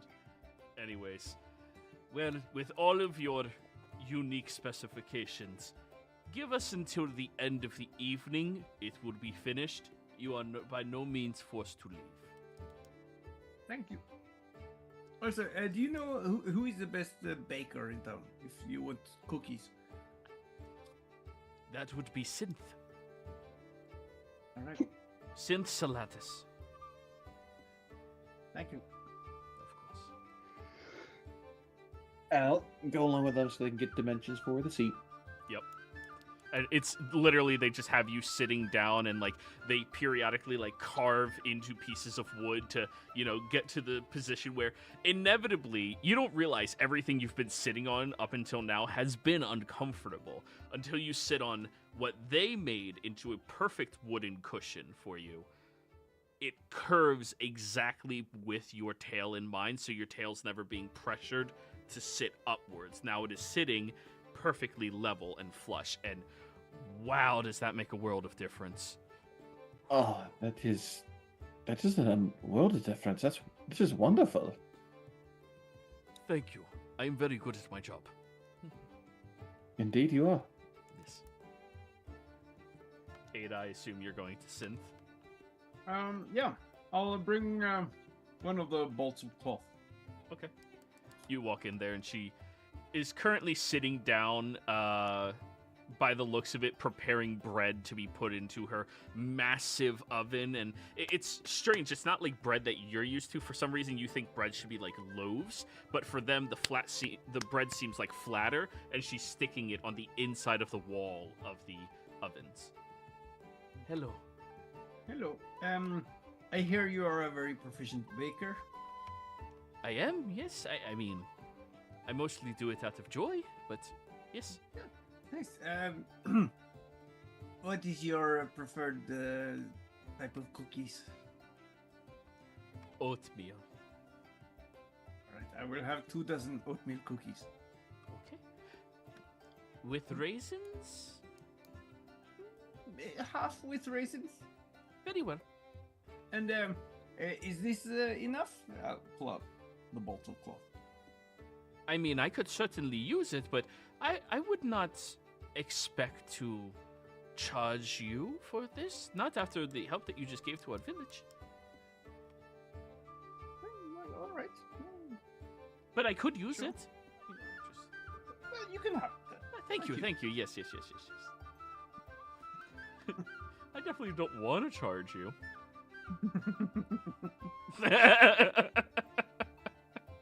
Anyways, I shall have it done, let's say 3 hours? Sure. Thank you. Good. Now to get I'll some oat. remove that cloth from the party. Nice. Already spending your loot. Woo! I mean, we have like 3 bolts. That's still a lot. Oh, yeah. And keep in Paying mind, when 5 you're... GP for 24 cookies. Well, yeah. Listen, out here, things aren't valued on money. It's valued on Exactly. necessity. Yep. Yeah. You need cookies. But anyways, while you guys are getting acclimated here, Stylax, did you want to do something? Yeah, actually, I will. You don't have to answer that, Ed. So, I'm gonna approach Duke. Once again, great fighting out there yesterday, and I don't know if you need use of anything, but it seems I have an extra weapon now. And I pull out this big spine from some huge beast. If you want to try it out, and I'll hand it to you. It's it's a magical great club. I'll tell you more about it if you decide to take it. Thank you. I mean, I'm used to swinging weapons of similar shapes. I'm pretty sure I can make use of this. Give me like a day or two, and I could probably figure out its mastery. Wink, Sure, wink. I'd be more than happy to show you too and teach you if you'd like. Some tips and tricks I've picked up on it. That'd be much appreciated. So I will give him the troglodyte ritual spine. Perfect. And you can give him the information on that. Did I make a handout Yep. for that, or? you took it? I don't remember if there's a handout, but I have it written down. Yeah, there's no handout, but I have it written down. I'll drop that to you in chat right now. Perfect. That is a fancy new weapon you did pick up there, though. But didn't that fellow over say she said that I'm sorry, it was Damson, right? Yeah, didn't Damson say that she said there was perhaps some negative or some consequences to potentially using that? Have you ever seen her use a weapon? Yes. Mm-hmm. I mean, I don't think I have. The crossbow. She was, or the bow. She was shooting it. Well, a couple things on that. One, why would they make such a magnificent weapon that, I've thought about this. Why would they make one that would be difficult to use unless you're a true master? There's no danger in it. I can handle it. Very well, I will take your word for it then. Yes, there you go. I dropped it in the... Yes, but it's magnificent, and I believe I can truly master it. It might take me a little bit of time, but I'm not worried.